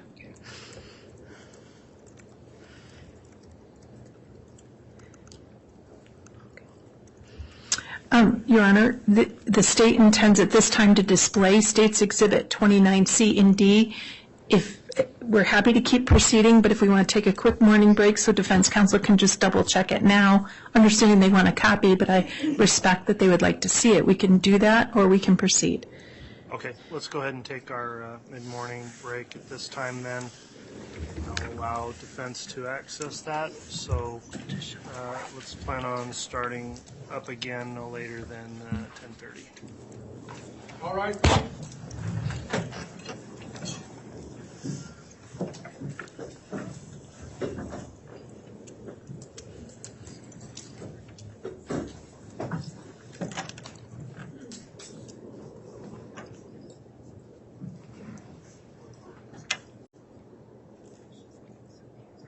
Thank you. Please be seated. All right, Mr. Bailiff, if you'll please have the jurors return to the courtroom. Yes, sir.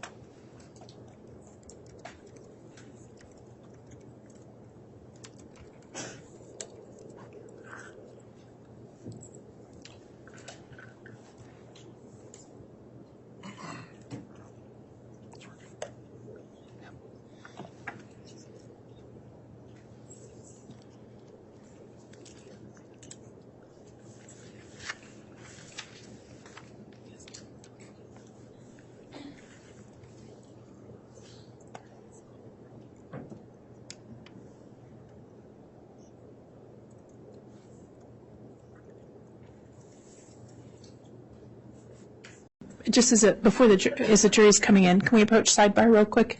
Yes. Okay. All right, please. Sorry. I can do it here. It just...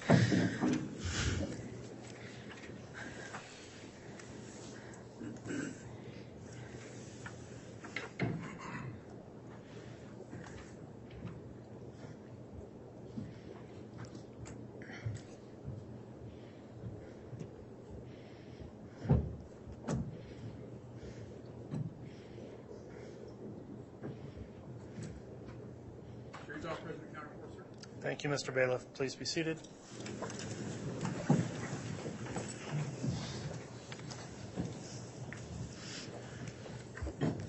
Ms. Smith, did you still want a sidebar? I can make the record here real quick. It's my understanding that the defense counsel's been given their own duplicate copy of States 29C and D, which are the iCloud accounts of Lori Vallow. They were also disclosed in discovery in 2021, but they have a copy of the exhibit itself. That's my understanding. That's correct. Okay. Thank you, counsel. Okay. Thank you, Judge.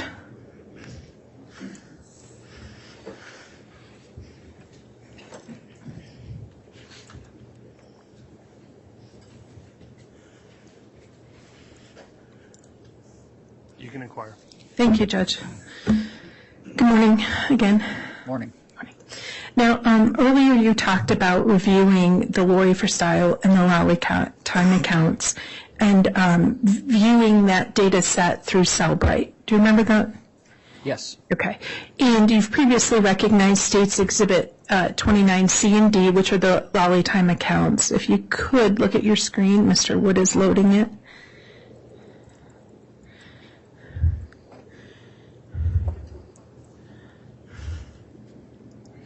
It's taken just a minute. We need it. It's hooked up through the projector, the HDMI. Share screen. So it'll be published on the... Yes, Judge. Very well. Okay. All right. Agent Hart, what are we looking at on the projector? It's displaying states 29, C, and D, but what view is it for the record? So this is the Cellbrite software. Essentially what you're seeing here is the Lori Forstyle at iCloud.com iCloud account. You can see Cellbrite up here, and then on the side where you see all of the different compartments, different types of data that exists in the iCloud. With each of these types of data, cookies for instance, they will show the number of records that exist in the iCloud. So you have device locations, journeys, locations, emails, MMS messages, notes, and it goes on. SMS messages, I spent a substantial amount of time here, and you get an idea of the volume, over 13,000 text messages, voicemails, images, so on and so forth. So this is what it looks like when you first, this is essentially the opening page of the Lori Forstyle at iCloud.com, and then Lollytime would be a mirror of this. It's just simply a different account. Can we show them the Lollytime page, please? Okay. And that's pulling from the state's exhibit, correct? Yes. Okay. So this is the, you can see it says Lollytime at iCloud.com, and it has the same compartments as the other iCloud. You'll see that the number of records in Lollytime is substantially less than Lori Forstyle, and that's because Lollytime was created in April of 2019 and then goes through November of 2019. So this particular account is much smaller. Okay. So Lori Forstyle's was much longer because it wasn't used for a longer time. Lori Forstyle, the earliest record in Lori Forstyle is December of 2000, so close to 19 years. Okay. And then Lollytime, I apologize, it started in what month? April of 2019. And it ceased to be used according to what you could find? Correct. Both accounts ceased to be used in November of 2000, towards the end of November of 2019. Okay. Now, in analyzing the records in states 29, C, and D, what process did you follow? A very methodical one. I would go into each of these compartments, which also exist where it says device content. It'll say phone data, and then it will have all of these records. So Bluetooth devices, call logs, contacts, and as you scroll down, you'll see all of the different compartments. And so my process was to open up one of those compartments and then examine the data that was in there. If there was something that was pertinent or relevant, then I would make a document of that. In Lori Vallow's iCloud accounts, approximately how many records of data were there? I don't have an exact count, and that gets to be a little bit difficult. For instance, there's a section for chats. Well, one chat may contain 3,000 messages within that chat, but my best estimate from kind of tallying these is between 130 and 150,000 records. And if we could just turn to, just so the jury can see one of those, let's look at Lori Forstyle, the SMS section, if we could. Can we please identify which exhibit we're looking at? Yes, absolutely. Is this the Lori for Style States Exhibit 29? I think it's D. Thank you. And turning to Lori for Style, in the SMS section, let's look at line 1842.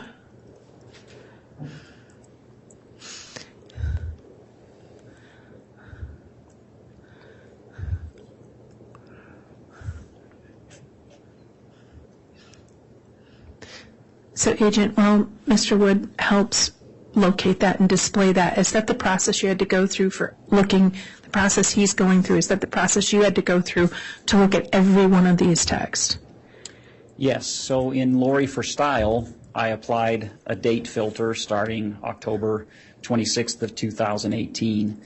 When I applied that filter, there were approximately 4,500 text messages, and I started at that date and then read every single text message down to the last. Okay. And that's just the text messages? Yes, and so I followed that same process for all of the various compartments that you can see that are displayed on this screen. So I want to make a clarification here. I think you may be looking at 29C, not D. Oh, I apologize if I misspoke, Your Honor. Okay, thank you, Counsel. Yeah. Well, I think we need to be clear if it is 29C or if it is 29D. If you could, yeah, let's confirm. This is Lori for Style at iCloud.com.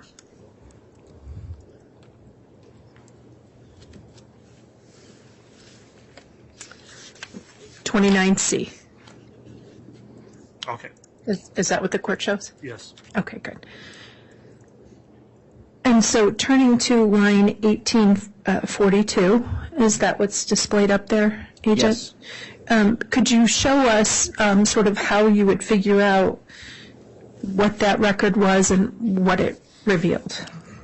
Certainly. So you can see a timestamp, so it would show the date that this message was sent on March 20th of 2019. Under the parties, it would show the owner, that's Lori Vallow, and it was sent to her brother Alex Cox. And then under the body, it contains the text message that was sent. In this case, it says, "I'm finding out some great stuff about you. I'm going to do some sealings. Can't wait to share all the things I learned about you. Wow, you're going to like it. It explains a lot." And so when you looked at those texts, were you also aware of what was happening around in that case to determine whether a text is relevant? Absolutely. As I was a participant in this case in its totality from essentially day two, and so having that knowledge as the investigation progressed helped me to understand which text messages or other types of communications or records that might exist in the iClouds, whether they were relevant or pertinent to the investigation. If they were, I would make a note of that, and that's how I proceeded as far as my analysis is concerned. So when you were determining whether a particular, well, let me ask you, was every single text that Lori Vallow sent relevant to the investigation into what happened to J.J. Vallow, Tylee Ryan, and Tammy Daybell? Not at all.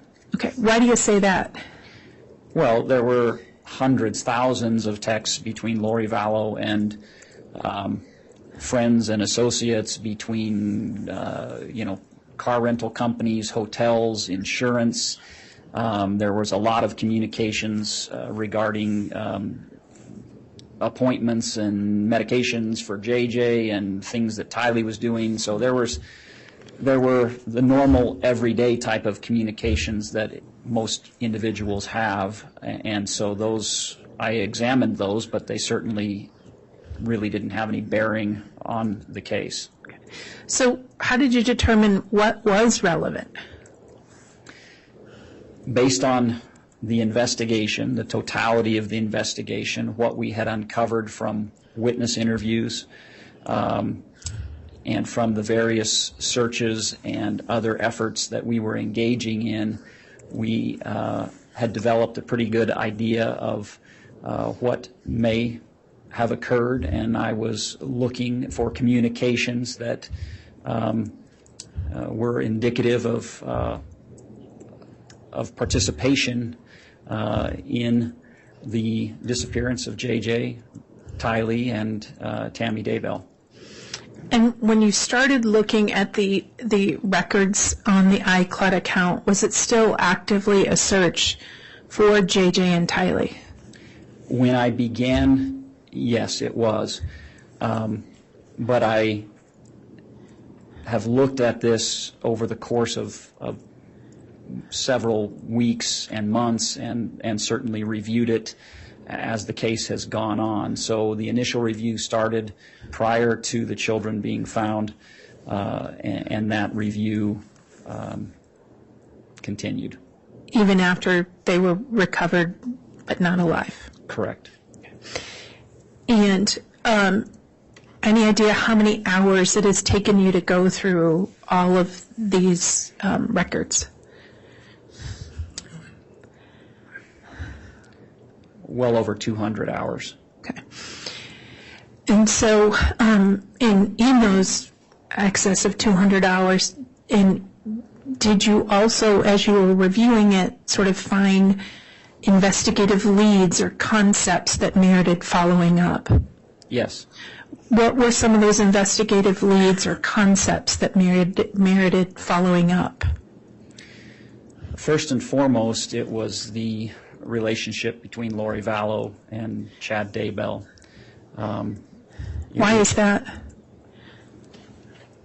Why is that relevant? Well, it was apparent that they were very quickly after meeting involved in an illicit affair with one another, and that they shared plans to be married and have a life together. Were there any other investigative leads or concepts that needed follow-up? Yes, as part of the plans between Chad Daybell and Lori Vallow, they had obstacles that were in the way of them achieving. Your Honor, I don't object that this is argumentative. Sustained. When you say they had, understand the court's ruling, so you identified leads that followed up.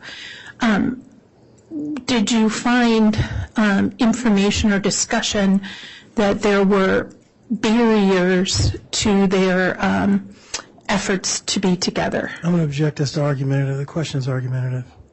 Judge, it's an investigative process, and if it had significance to him, the jury is entitled to hear that, especially if it factored into his creation of a summary. It's overruled. Thank you, Judge.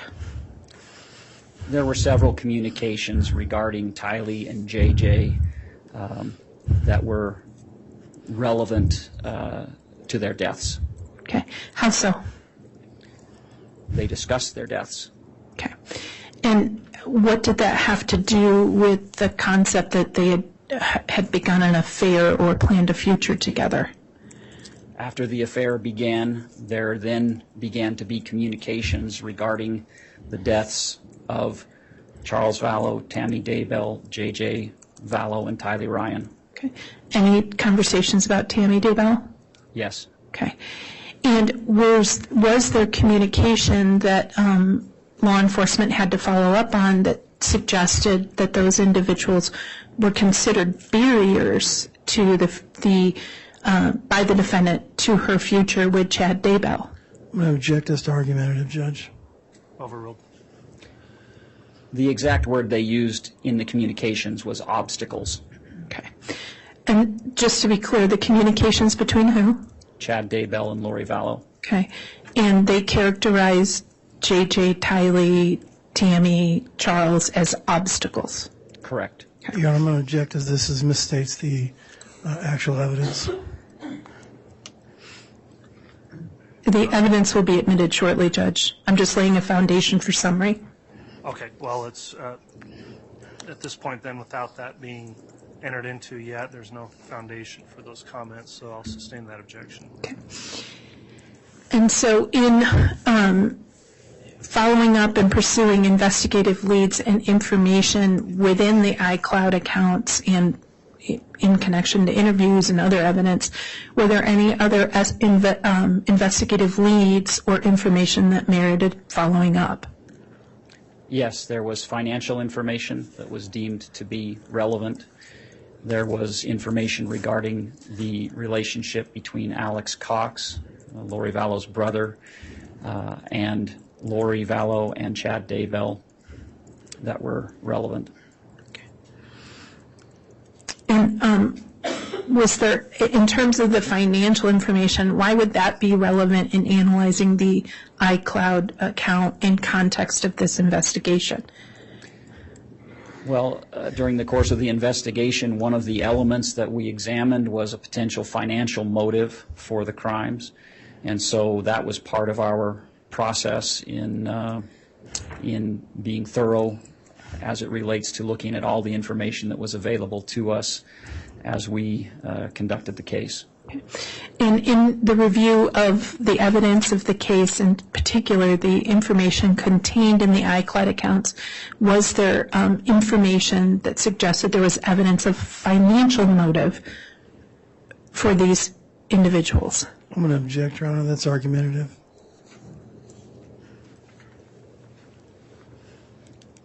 Overruled. Yes.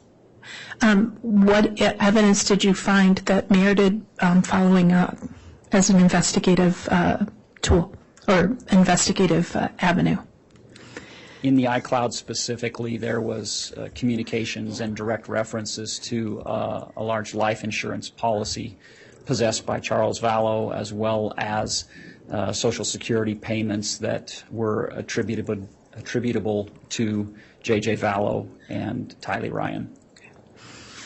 You also indicated that there was some investigative information sort of stemming or contributed to from Lori Vallow's iCloud account about a relationship between Alexander Cox, Chad Daybell, and Lori Vallow. Did I hear that correctly? Yes. Okay.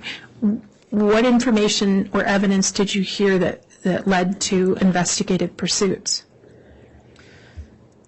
There were a number of communications between Alex Cox and Lori Vallow that were deemed to be pertinent to the investigation, and it was clear that there was a relationship between Alex Cox and Chad Daybell as well.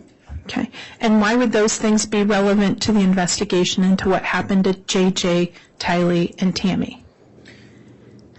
Those relationships were important because those individuals, throughout the course of the investigation, that's ultimately who was charged with the alleged crimes. Okay.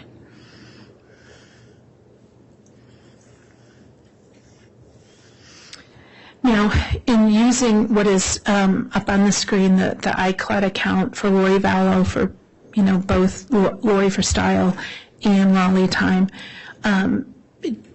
you had to go through sort of each one of these screens that we saw for about approximately 200 hours. Is that correct? Yes. Okay. So did you prepare a summary exhibit for use in explaining the findings and representing certain text to the jury? I did. Okay. Otherwise, we have to go line by line through the iCloud. That's correct. All right. And so in preparing that, did you pick texts that were representative of investigative concepts or communications by the defendant? Yes, I chose those pieces of data. So there are text messages, there are multimedia messages, there are videos, there are emails, there are notes, and those things that I deemed to be pertinent, to be directly relevant to this case. I would, in terms of preparing my summary, I would cut and paste directly from the iCloud and put it into a PowerPoint presentation. So that was my method, was to cut and paste exactly what is displayed in the iCloud account into the summary exhibit. Okay. Can you just use the pointer again and show us what you would cut and paste, just so that we're clear that you literally took from the iCloud and put it into your summary exhibit? Certainly. So again, there's a timestamp which shows a date and time, the parties, and then the communication. So I would note the date and the time, the parties, and then I would cut and paste. I didn't cut the specific phone numbers, I just noted the parties, but I would cut and paste in its entirety each message or piece of data. Okay. So you didn't hand type it, you No. cut and paste from the original into your summary? Correct. Okay. And that summary was prepared in anticipation of explaining your investigative findings to the jury? As an aid, yes. Okay. And that summary was an effort to sort of show the representative ideas and evidence found in the iCloud? Correct. Okay. You're going to ask that the witness be handed States Exhibit 183 and 183A. A courtesy copy of which has been given defense counsel. I think we're done with.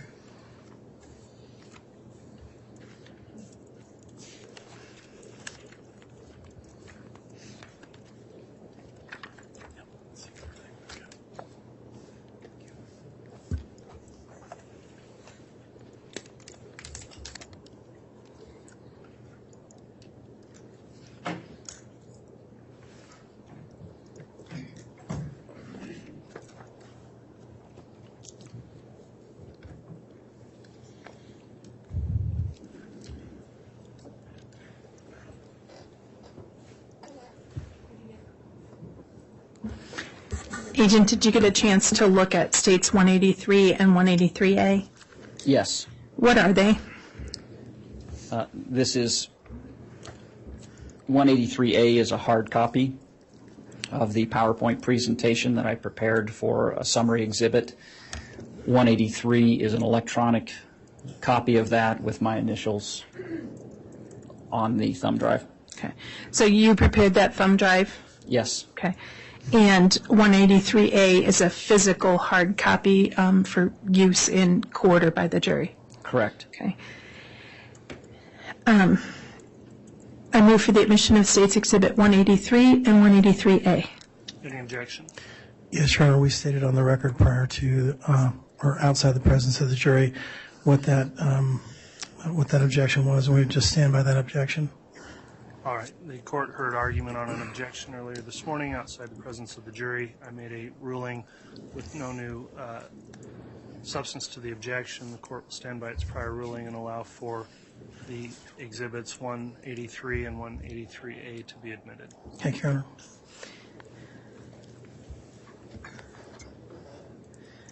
And you're making sure the court has their courtesy copy of 183A, correct? Thank you. I do. Thank you. I request permission to display States Exhibit 183A. You can publish it. Thank you.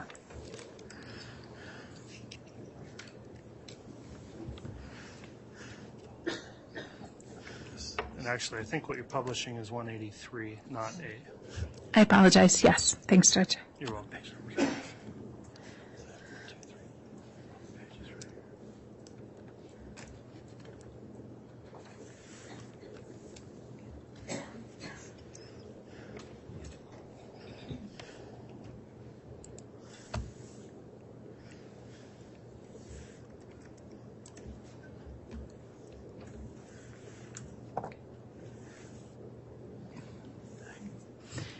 All right.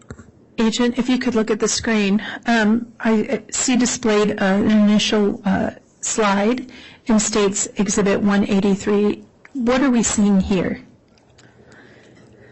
This is a line that I located in the contact section of Lori for Style at iCloud.com. And It was saved under the name of Bishop Shumway. It was created on October 28th, 2018. What stands out about this particular contact is that the telephone Objection, number... Your Honor. He's now giving a narrative explanation. Sustained. Okay. So what is it that it stands out about the slide we're looking at? What stands out is that the phone number, 208-690-9374, is the known cellular telephone number for Chad Daybell. And what was the date this contact is reflected in the cell phone data or the iCloud account of Lori Vallow? It was created on October 28th, 2018. And just so that we're clear, that date had significance because why? Chad Daybell and Lori Vallow met at a Preparing a People conference in St. George, Utah on October 26th, and that conference spanned the 26th, 27th, and 28th of October. Is this the first known electronic evidence of contact between Chad Daybell and Lori Vallow? It is.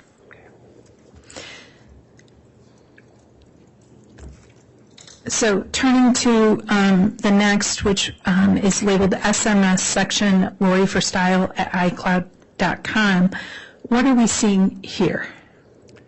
This is a text string between Lori Vallow and Audrey Baratario that took place on January 23rd of 2019. Okay. If you could read to us into the record what that text string was. Yes. Line 2585. Hi, Audrey. This is Lori. I would love to talk to you sometime. Text me or call me. I'm excited to be able to talk to you about what we both know. Line 2584. Oh, hi, Lori. Guess you talked to Chad. Ha ha. Line 2580. Did he tell you I have a crazy work schedule? I might be able to talk tonight. I'll have to play it by ear, but it wouldn't until ABT 9:30 p.m. or after. The same for tomorrow. Line 2578, Lori Vallow to Audrey Baratario.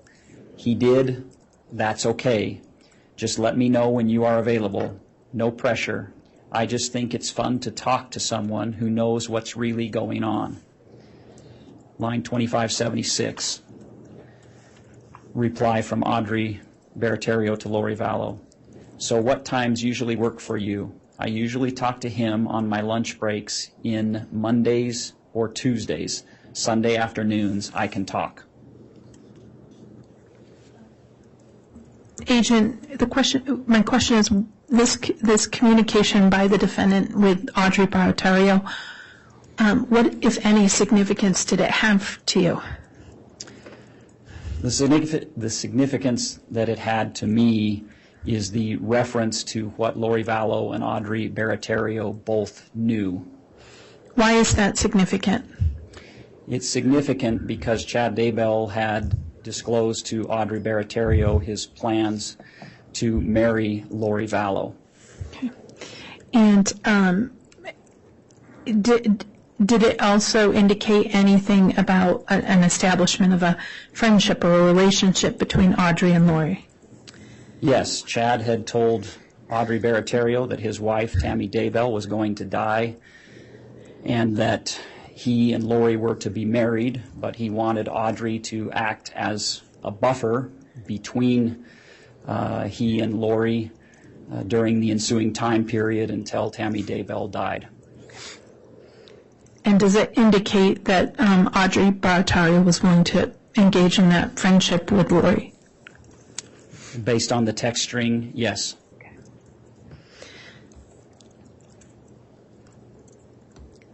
Now, turning to an SMS text section in the Lori for Style at iCloud.com from March 20th, 2019, can you explain to us what we're seeing here? These are some texts that took place on March 20th of 2019 between Lori Vallow and Alex Cox. Could you read those into the record, please? Line 1842 from Lori Vallow to Alex Cox. I'm finding out some great stuff about you. I'm going to go do some sealings. Can't wait to share all the things I learned about you. Wow, you're going to like it. It explains a lot. Line 1840, text from Alex Cox to Lori Vallow. Okay, hurry up, please. Line 1837, reply text from Lori Vallow to Alex Cox. Going to check everything with my source tonight to make sure I got this all right, but it's really good. We can talk about it tomorrow, hopefully. Now, Agent, why did you include this in your summary? During the course of the investigation, it became apparent that Chad Daybell acted as a quasi-religious leader and that Alex Cox was involved in the alleged conspiracy as it related to the deaths of the children and Tammy Daybell. And this is an instance where Lori Vallow is communicating to her brother Alex Cox regarding the things that she is learning about him. The reference to going to check with my source tonight, I believe, is a reference to Chad Daybell. Objection calls for speculation. That's overruled, but obviously you can go into that on cross. Very good. Thank you. Now, looking at this text, you indicated that Chad became a quasi-leader. Was there evidence to suggest why Lori Vallow would be communicating that to Alex Cox rather than just Chad? There were occasions where Lori Vallow made direct communications regarding religious matters or religious concepts, but it was frequent and repetitive that Alex Cox, Melanie Boudreau, others would solicit Lori to check or inquire with Chad Daybell and then would return answers back to those individuals.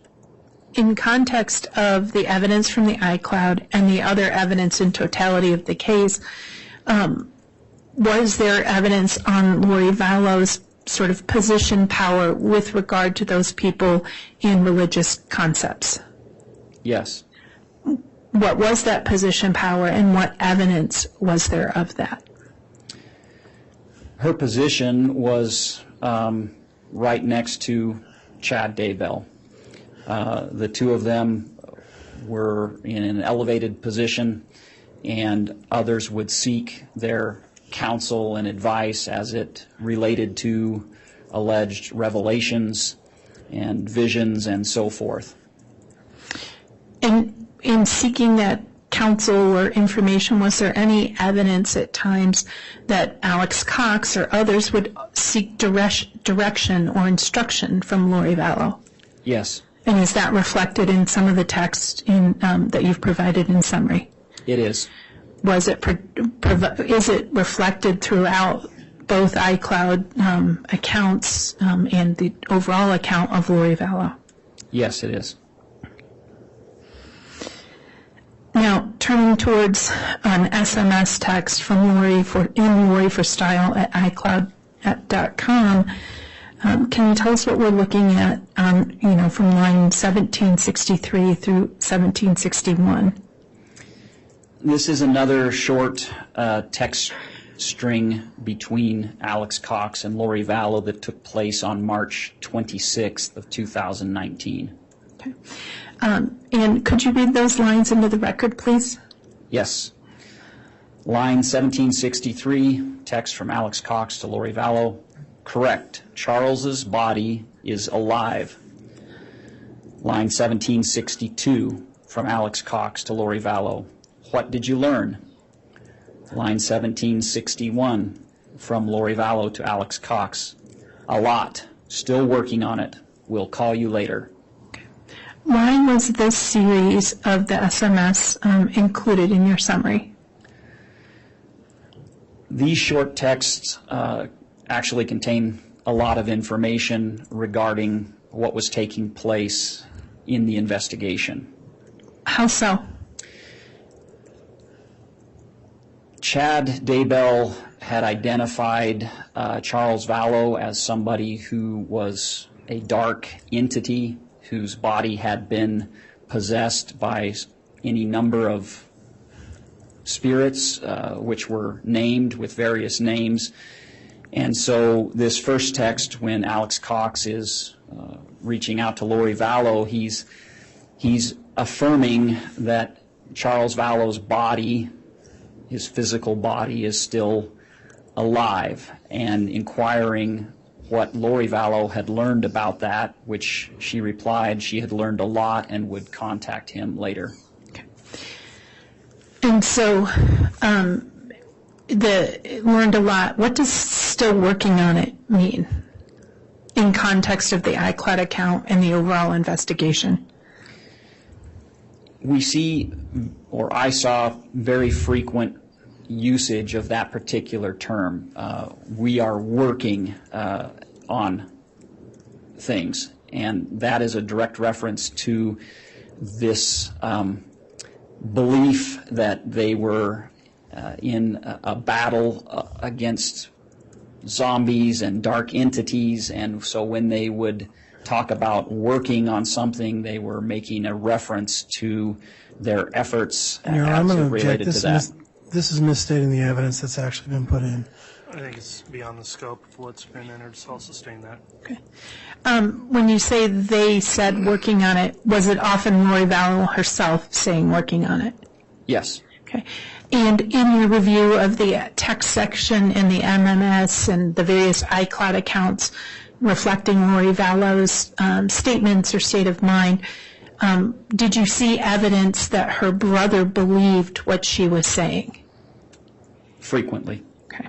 Did you see evidence reflected that would show that Alex Cox was seeking input or direction from his sister with regard to the various potential bad spirits or people's physical body? Yes.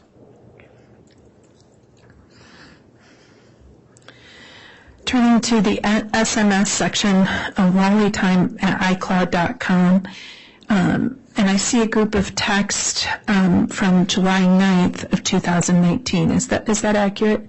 Yes. Okay. And I noticed that each of these slides have appeared chronological, and forgive me if I didn't ask, in preparing your summary, how did you put the various text into your summary? I did that chronologically. So in the summary, you'll see we may move back and forth between Lori for Style at iCloud.com and LollyTime at iCloud.com. For the most part, it's Lori for Style in the beginning and the ending of this summary exhibit, and most of the middle of it is taken from LollyTime at iCloud.com. But I placed all of the data chronologically. Why? I think that paints the most accurate picture of what was taking place as it relates to the communications. If you separate them out into various sections, then it becomes very fragmented. And I believe that chronologically, these events took place chronologically, so it made sense to arrange the exhibit chronologically. Okay. And so we're seeing a text communication July 9th, 2019, between Lori Vallow and Melanie Boudreau. Is that correct? Yes. Could you read those into the record, please? Yes. Line 3135 from Lori Vallow to Melanie Boudreau. They have an elaborate plan. I'll call you soon. Line 3134 from Melanie Boudreau to Lori Vallow. I could take all the babies with and drive and take our stuff. Line 3133 from Lori Vallow to Melanie Boudreau. You can't go at all. We both need to stay here to defend ourselves. Line 3132 from Lori Vallow to Melanie Boudreau. It's coming to a head. This week will change everything. Okay. Why did you include that particular series of text from Lori Vallow in your summary? Your Honor, the only way you can answer that is through hearsay evidence.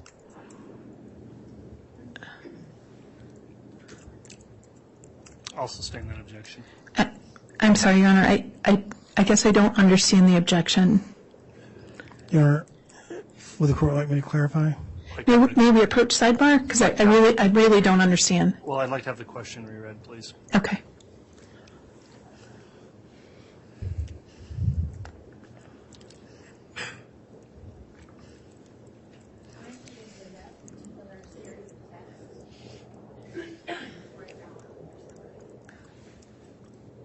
All right, upon rehearing the question, I misheard that. I'll overrule that objection. Thank you. Apologies. Thank you. Did you hear the question? Do I have it repeated? I'm sorry.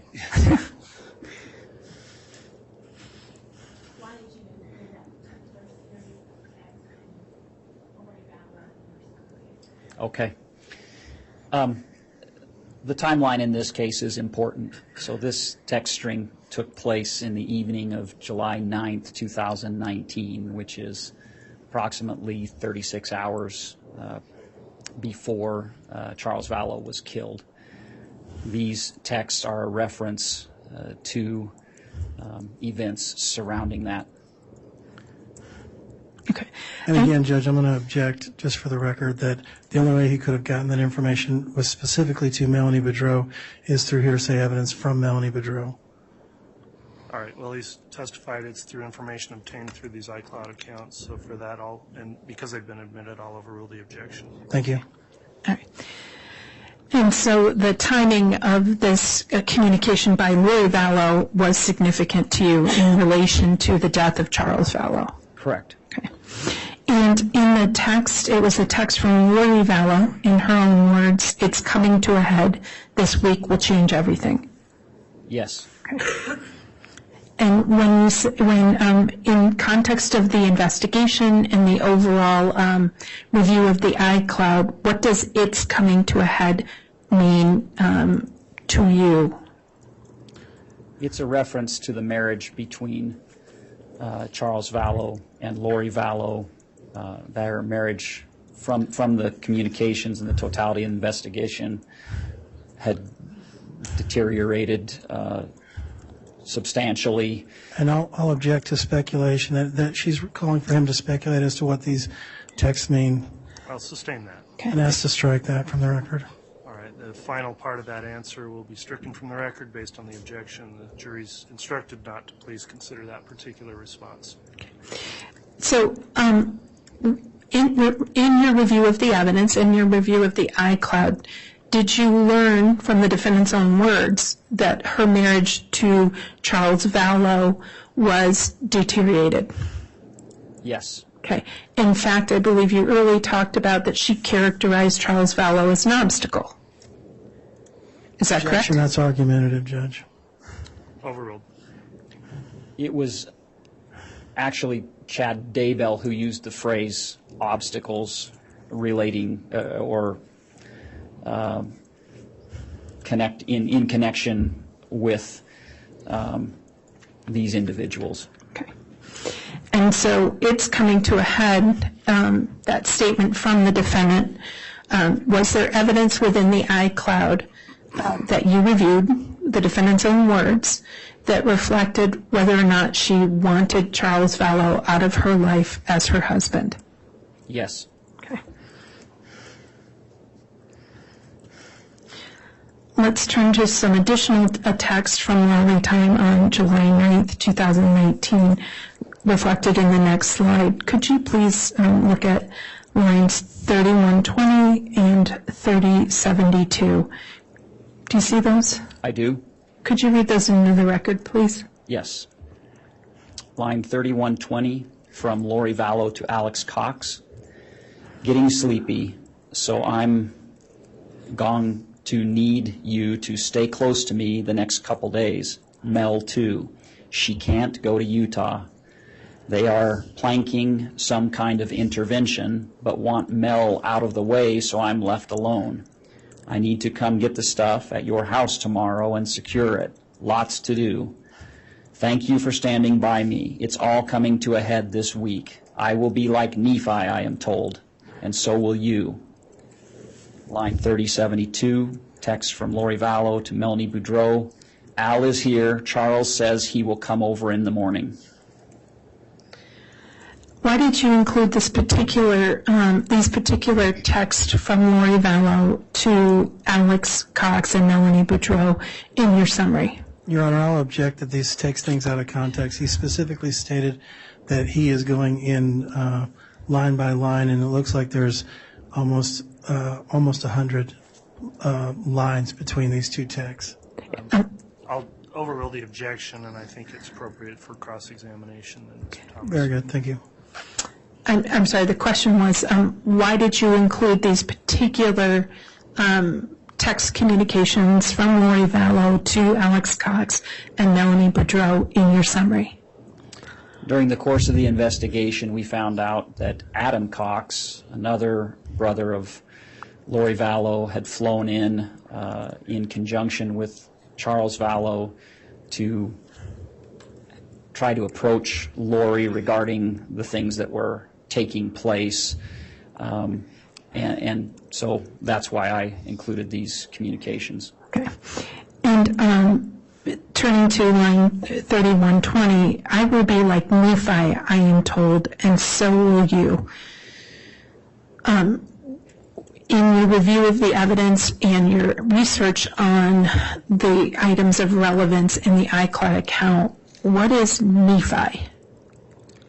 Nephi is the name of an ancient prophet whose life is documented or chronicled in a book of scripture called the Book of Mormon. And so he is one of that book of scripture spans from 600 BC to roughly 400 AD, and Nephi is one of the first prophets that is documented in that particular book. Okay. And the phrase, I will be like Nephi, other than an ancient prophet, was there significance to the investigation that merited review in the use of the word Nephi as applied to Lori Vallow and Alex Cox? Objection. Calls for speculation. He's already indicated that Nephi is found throughout the Book of Mormon, which is hundreds of pages long. I'll sustain the objection. Thank you. In terms of Lori's use and her own words identifying herself as Nephi, what were the situations involving Nephi that were relevant to the investigations? Objection. Calls for speculation. I think there need to be some additional foundation. You're going to go into that term and what it means in the context of these communications. Okay. So in terms of foundation, are you aware of historical attributes or story significance to the prophet Nephi? I am. Okay. What were the historic accounts related to the prophet Nephi?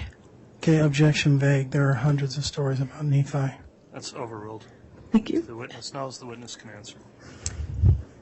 The primary one relates to an incident where Nephi was commanded by God to slay an individual named Laban. Your Honor, I'm going to object as this is speculative.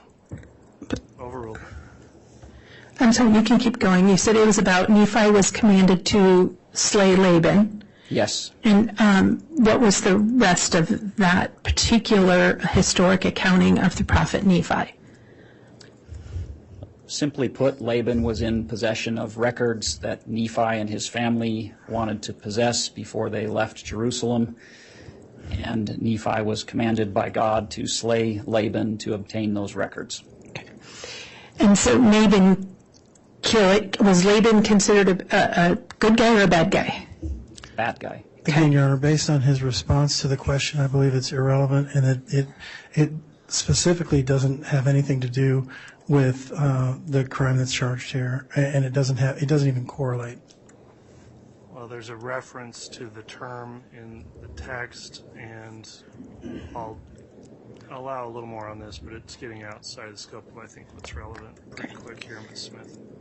The defendant herself likened herself to Nephi, correct? Yes. And the defendant likened Alex Cox to Nephi, correct? Yes. Okay. And if I understand correctly, Nephi was commanded to kill Laban. That's correct. I'm going to object as to vague. Nephi was commanded to do lots of things. Overruled. And the date that the defendant likens herself to Nephi was July 9th, 2019? Yes. She also told Alex he was like Nephi, correct? Yes. Okay. And in the text communication from Lori Vallow to Melanie Boudreau,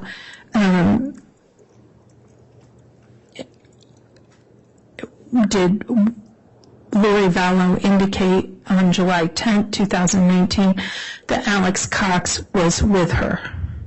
Yes. Okay.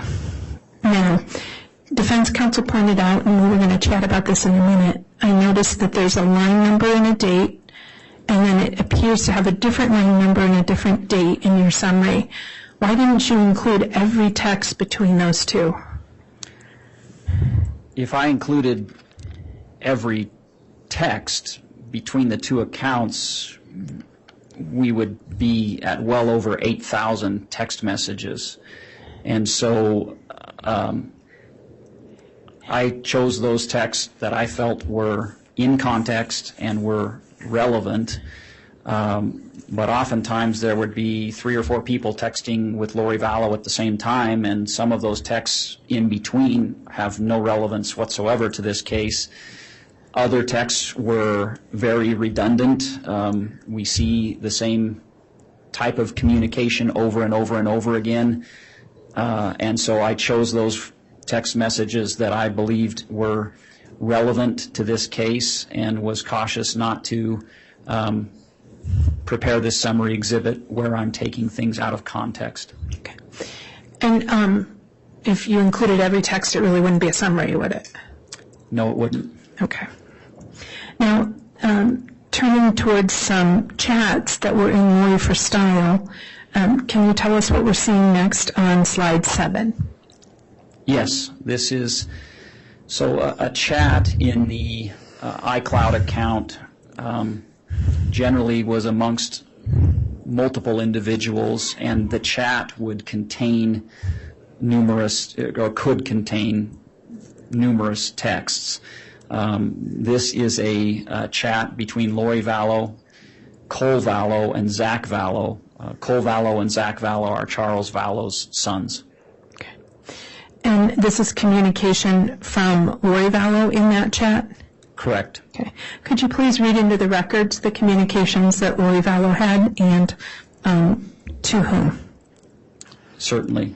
So July 12th, 2019. Hi, boys. I have very sad news. Your dad passed away yesterday.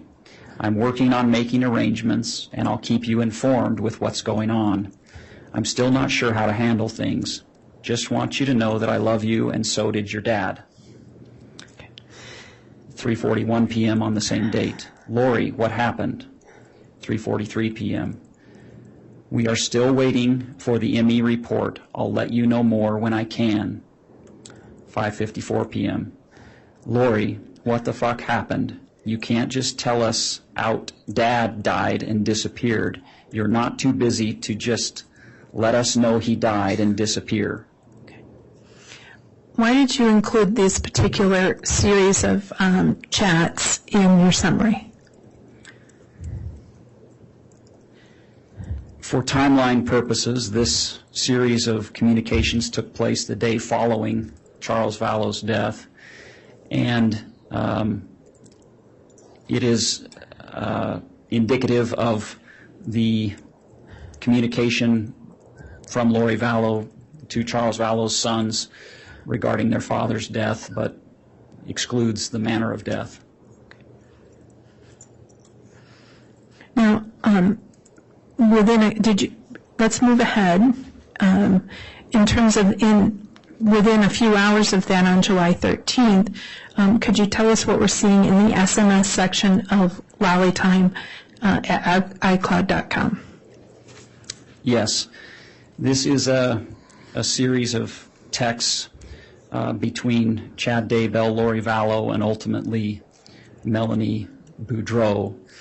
Subsequent to Charles Vallow's death, Brandon Boudreau, Melanie Boudreau's husband, brought an individual to the house to talk with Melanie, and this series of texts is in regards to that person.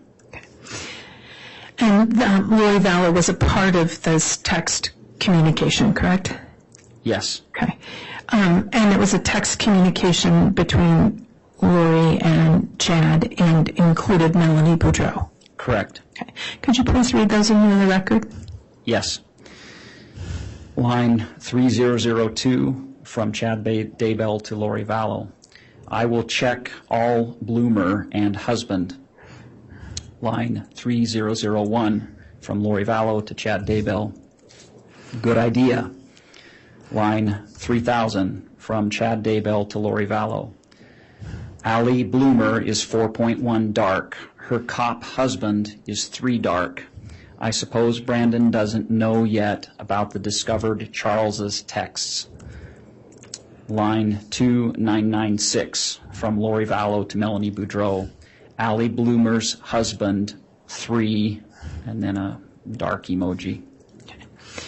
And so these texts, involving Chad, Lori, and then ultimately Melanie Boudreau were between 9:30 p.m. and around 10:05 p.m. on the 13th, correct? Yes. Okay. And why did you include these texts between that time in your summary? I included them because they demonstrate that anyone who tried to intercede was identified as dark. I don't understand how. I'm going to object. That's speculative, and we're now getting into the weeds. I'll sustain that and wish to have the answer stricken, I presume. Thank you, Your Honor. All right. The previous answer will be stricken, not to be considered by the jurors. Okay. So, did you have in context of the iCloud, did it reflect who Allie Bloomer was? Allie Bloomer was a friend of Melanie Boudreau. Okay. And Allie Brandon Boudreau. Okay. And did you learn whether or not Allie Bloomer had approached Melanie Boudreau about her situation with Lori Vallow? It was Brandon Objection, Boudreau. hearsay, Judge. Overruled. It was Brandon Boudreau who brought Allie Bloomer and her husband, who was a police officer, over to the house to talk to Melanie Boudreau. Okay. And then this text communication reflects reaching out by Lori Vallow and Chad Vallow, and ultimately to Melanie Boudreau about the sort of status of Allie Bloomer and her husband. Correct. Those two individuals visited the Boudreau residence, and they were identified as dark. Okay. Now, sticking within this same time frame, within a day and a half of Charles Vallow's deaths, there were other text or SMS that you considered relevant? Yes. Okay. Can you tell us what we're seeing as reflected in line 2967 from July 13th? Yes, this is a text between Chad Daybell or a text from Chad Daybell to Lori Vallow regarding plans for the two of them to get together. Can you please read that for us? Yes. Line 2967. Concerning the 2 weeks, BYU Idaho's graduation is July 23rd. Adam is getting his bachelor's, and Leah and Joe are getting their associates. They are all walking in the same commencement ceremony. I feel she will be gone by then, but I will still have that hoopla to deal with because a lot of my and Adam's family are coming and will stay for July 24th. So I believe that's why the Lord hinted I might not get to be with you until that is over. Please ask about that.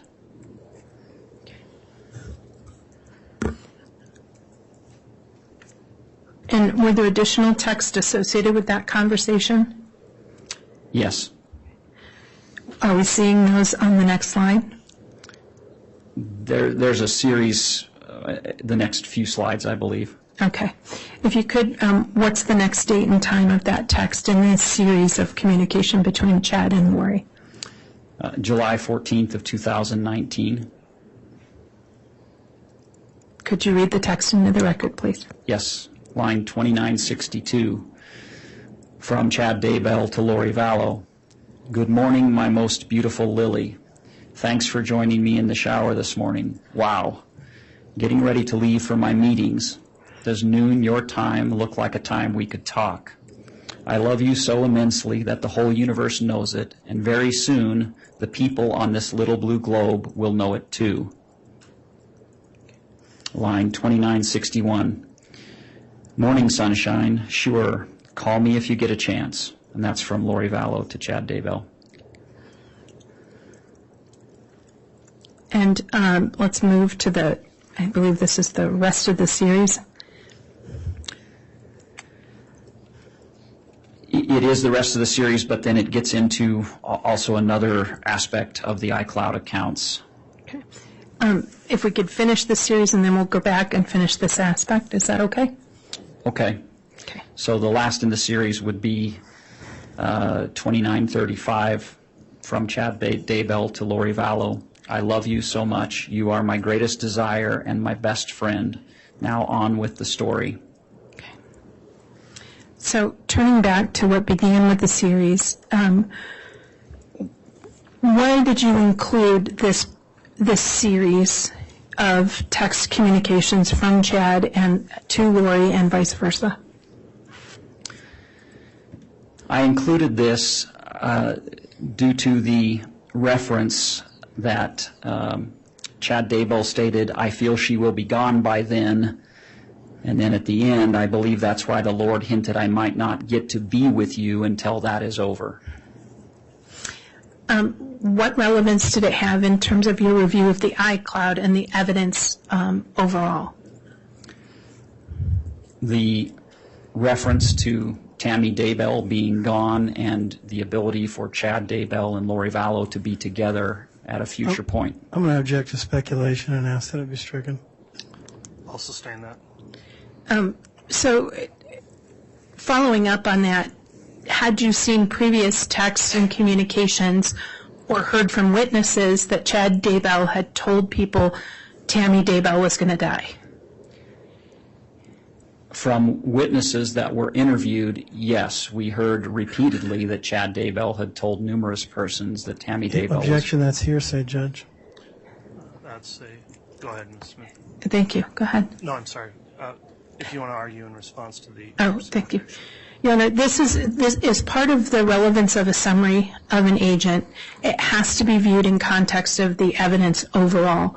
We aren't authoring the statement that Tammy was going to die for the truth that the person said it. What we're doing is to put this text and this communication in conversation, in context, put this communication in context of what the co-conspirators are discussing. And so while defense counsel's argument is that it's speculation, in context of his knowledge, his experience, his analysis, his looking at all of the iClouds, it's not speculation. Well, it was hearsay was the specific objection lodged. Well, and, Your Honor, it's a statement of a co-conspirator. Okay. In furtherance of conspiracy. Well, go ahead, Mr. Thomas. I guess I'm just saying, I'm saying what he's saying is that the information that he got from other people that Tammy was going to die is hearsay. That was his response. No, that wasn't his response, Your Honor. All right, counsel, I'm going to sustain the objection. You can ask another question, Ms. Smith. Had you learned from the review of iCloud and information that Chad Daybell told people that Chad, in his own words, said that Tammy was going to die? Yes. Okay. And knowing that information, did that put this text and SMS message in context? Yes. Okay. There's also a line that says, please ask about that. What, if any, significance did that line have to you? During the course of the communications, there were several times where Chad and Lori would ask one another to seek confirmation of a specific plan or event that may take place in the future. And so in this is an example where Chad is asking Lori's advice. He's asking her to ask about what he's just laid out. Okay. The next in that series has a line, "Good morning, my most beautiful Lily." What, if any, significance did that line have to you?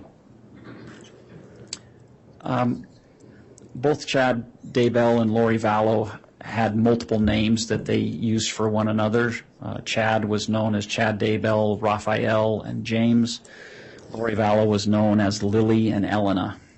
So they would call each other these names in between various texts? Yes, for the most part, Lily was used very frequently by Chad Daybell in reference to Lori Vallow. Okay. And is this discussion of "thanks for joining me in the shower this morning" evidence that Lori was physically with Chad? No. Objection, that's calling for speculation. Sustained. Do you know or have information on July 14th, 2019 at 7:42 in the morning whether Lori Vallow was physically with Chad Daybell? She was not. She was in Arizona. Okay. And looking at this text, is it uncommon between the two that they would imply they had been with each other when physically that was impossible? That's correct. Is there any other reason of significance to you why you included this particular part of the text string? The reference by Chad Daybell that soon the people on this little blue globe will know how much he loved Lori Vallow. Okay. Why was that significant? It's directly relevant to their relationship with one another and their plans together in the future. Your Honor, I'm going to object. I think he's making a conclusion that's best made by the jury itself, not by a witness. All right, well, the objection's not timely, so overruled. Thank you. All right. Now, turning to sort of the end of this line of text communication, you indicated, "I love you so much. You are my greatest desire and best friend. Now on with the story." What did that mean? In the iCloud, in the SMS section as well as the email section, there is a story authored by Chad Daybell entitled "The James and Elena Story." It is partly accurately historical as to real events, and it is partly fantasy. And so this is a segment that Chad Daybell sent to Lori Vallow on July 14th of 2019 that contains a part of this James and Elena story. And you in your summary didn't include the whole story of James and Elena. No, I did not. Why did you pick portions?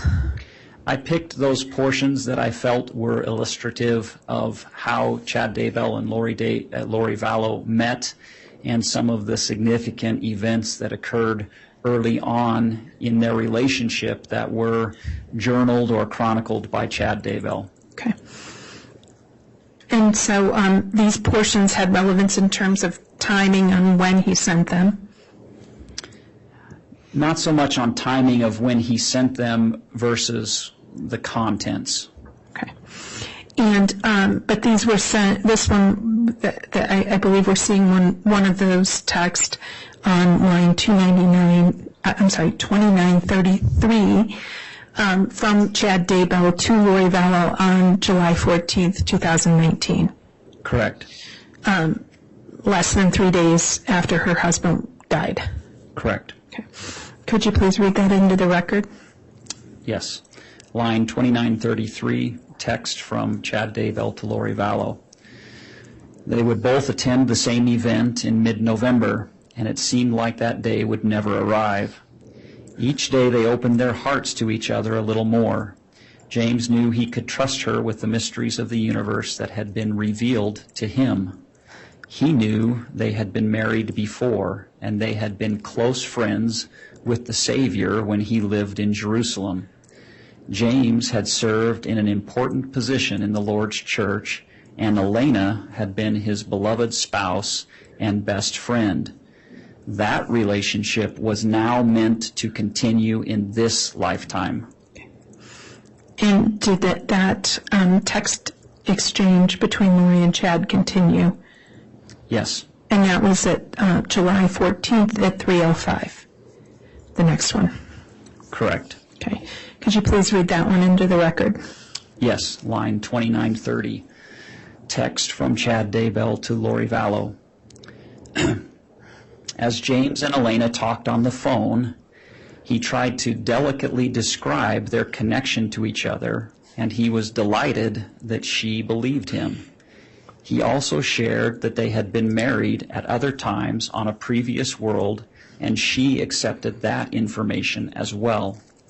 James was overjoyed to have these memories restored to him because he truly loved her with all of his heart. He knew they were meant to be married again and complete important missions together before the second coming. He was ecstatic that she was receiving confirmation of these things as well. As they talked on the phone, the spiritual connection was so intense that it also produced physical desires, and it was as if their spirits were making love despite the great distance between them. James knew his spirit was visiting her during those occasions. He also became aware... Objection misstates the actual text. It was misread. I'm sorry, what did I misread? If you want to just start again at James knew his spirit, we don't need to start all over again. All right. James knew his spirit was visiting her during those conversations. He also became aware that his spirit would visit her at night, and they would wrap around each other in a sensual embrace. Kissing her was so wonderful and real, and he knew that the next time they saw each other, he needed to kiss her. He wouldn't be able to resist holding her. He was absolutely in love with her in every way. Why did you include those fraction of the James and Elena story in your summary? I included those because of the insight they give into the way in which Chad Daybell and Lori Vallow met and how their relationship began. Turning to the next lines in Lolly Time, line 2915 from July 14th, 2019. Could you please read what's included in slide 13? Yes. Line 2915, text from Chad Daybell to Lori Vallow. Hanging in there, but really missing you too. Please find out the name of Mel's campout in Utah. I have no intention of going, but I feel it is our avenue to get together, whether she is still here or not. Line 2914, from Lori Vallow to Chad Daybell. Zion's family camp. Mel speaks Wednesday night and Dave speaks Thursday night. Shelley M. is their main speaker. I roll. Line 2913, from Chad Daybell to Lori Vallow. Well, that should work for me to get away, though. I spoke at it 2 years ago, which is when I first met Mel. What time do you fly out tomorrow? Line 2913, from Chad Daybell to Lori Vallow. My trip to speak at the camp, July 24th through 26th, has been approved and is now on the calendar. Why did you include that series of text between Chad Daybell and Lori Vallow in your summary? During the course of the investigation, we discovered travel that Chad Daybell undertook July 24th through the 26th, where he flew to Arizona to visit Lori Vallow. This is the story that he came up with to justify his travel. Did their texting continue on that 14th? It did. Can you please identify in reading the record what is contained on slide 14? Line 2889 from Chad Daybell to Lori Vallow. I need so badly to just gently kiss you for hours. Line 2888 from Chad Daybell to Lori Vallow. It would likely lead to other activities. Line 2887 from Lori Vallow to Chad Daybell. Likely or luckily. Line 2886 from Chad Daybell to Lori Vallow. It would luckily lead to nakedness. So this text exchange between Chad Daybell and Lori Vallow occurred on July 14th around 8:30 at night. Correct. Okay, and that's of 2019. Yes. Okay. Just about 3 days after Charles Vallow was killed. Correct.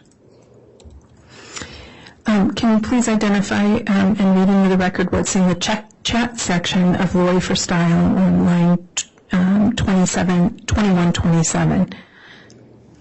Yes, this is a continuation of the chat between Lori Vallow, Cole Vallow, and Zach Vallow on July 15th, 2019. Okay, Lori, it's been 3 days.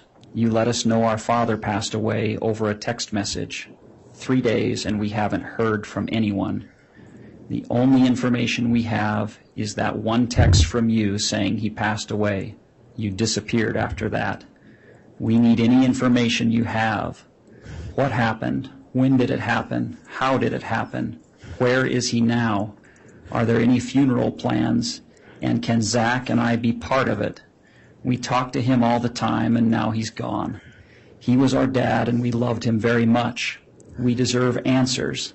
Also, why have you been the only one to contact us? We haven't heard from Colby or Tylee. I know they are affected too. I called Colby recently too, but he didn't answer. Is JJ safe and what does he know? I need to be kept in the loop about this all. This isn't a nonchalant topic you can just throw a text at and be done with it. Why did you include this particular chat from Lori for Style in your summary? Mainly just to show the communication between her and Charles Vallow's children and the fact that she did not communicate what had taken place. Okay. And so she had communicated on July 12th with them about their father dying? Correct. Did you find evidence that she gave them any information in the text that you saw from July 12th to July 14th about what happened to their father? No. But the text that we saw between her and Melanie Boudreau and her and Chad had occurred in that intervening period? Correct. In that intervening period, did you see any evidence in her text communication with people of sorrow or regret or remorse over Charles Vallow's death? Objection, it's not relevant. Sorrow, remorse, Speculative. sorrow, remorse, and regret are consciousness of guilt and are highly relevant to a defendant's state of mind. It's moved to strike, and it's also speculative. Yeah, okay, first, no speaking objections or responses, please. So the objection is overruled. In the text messaging and the account that you saw of Lori Vallow from the time she notified Charles Vallow's sons on July 12th of his death to the time that Charles Vallow's sons reached out on July 15th, did you find any evidence or evidence of remorse, regret, or sorrow in the defendant's communications with anyone? Your Honor, I'm going to object. I believe that's the jury's province to decide that. Overruled. None. Your Honor, we're transitioning to another section. I certainly can do that, but that will take more than 5 minutes. This might be a decent stopping place if you want us to end at noon. Okay, why don't we go ahead and do that, since it appears it'll be more time for this witness starting back Monday. So we will adjourn for the day. Before we do that, noting we're going into the weekend, let me just again address our jurors here. We continue to appreciate the long service you've provided in this case. It's important for you to follow the instruction upon the commencement of the day and through the weekend until we return Monday. Please do not discuss the case amongst yourselves or with anyone else during the time between now and when you return. Please do not follow the case at all. If you see it in the media, don't do anything to look up the case. Access any other information that could impair your ability to decide this case only upon the evidence that you're hearing here in court today. So with that admonishment in mind, we will go ahead and recess for the day with the plan to start back with additional evidence Monday morning at 8:30. All right, please.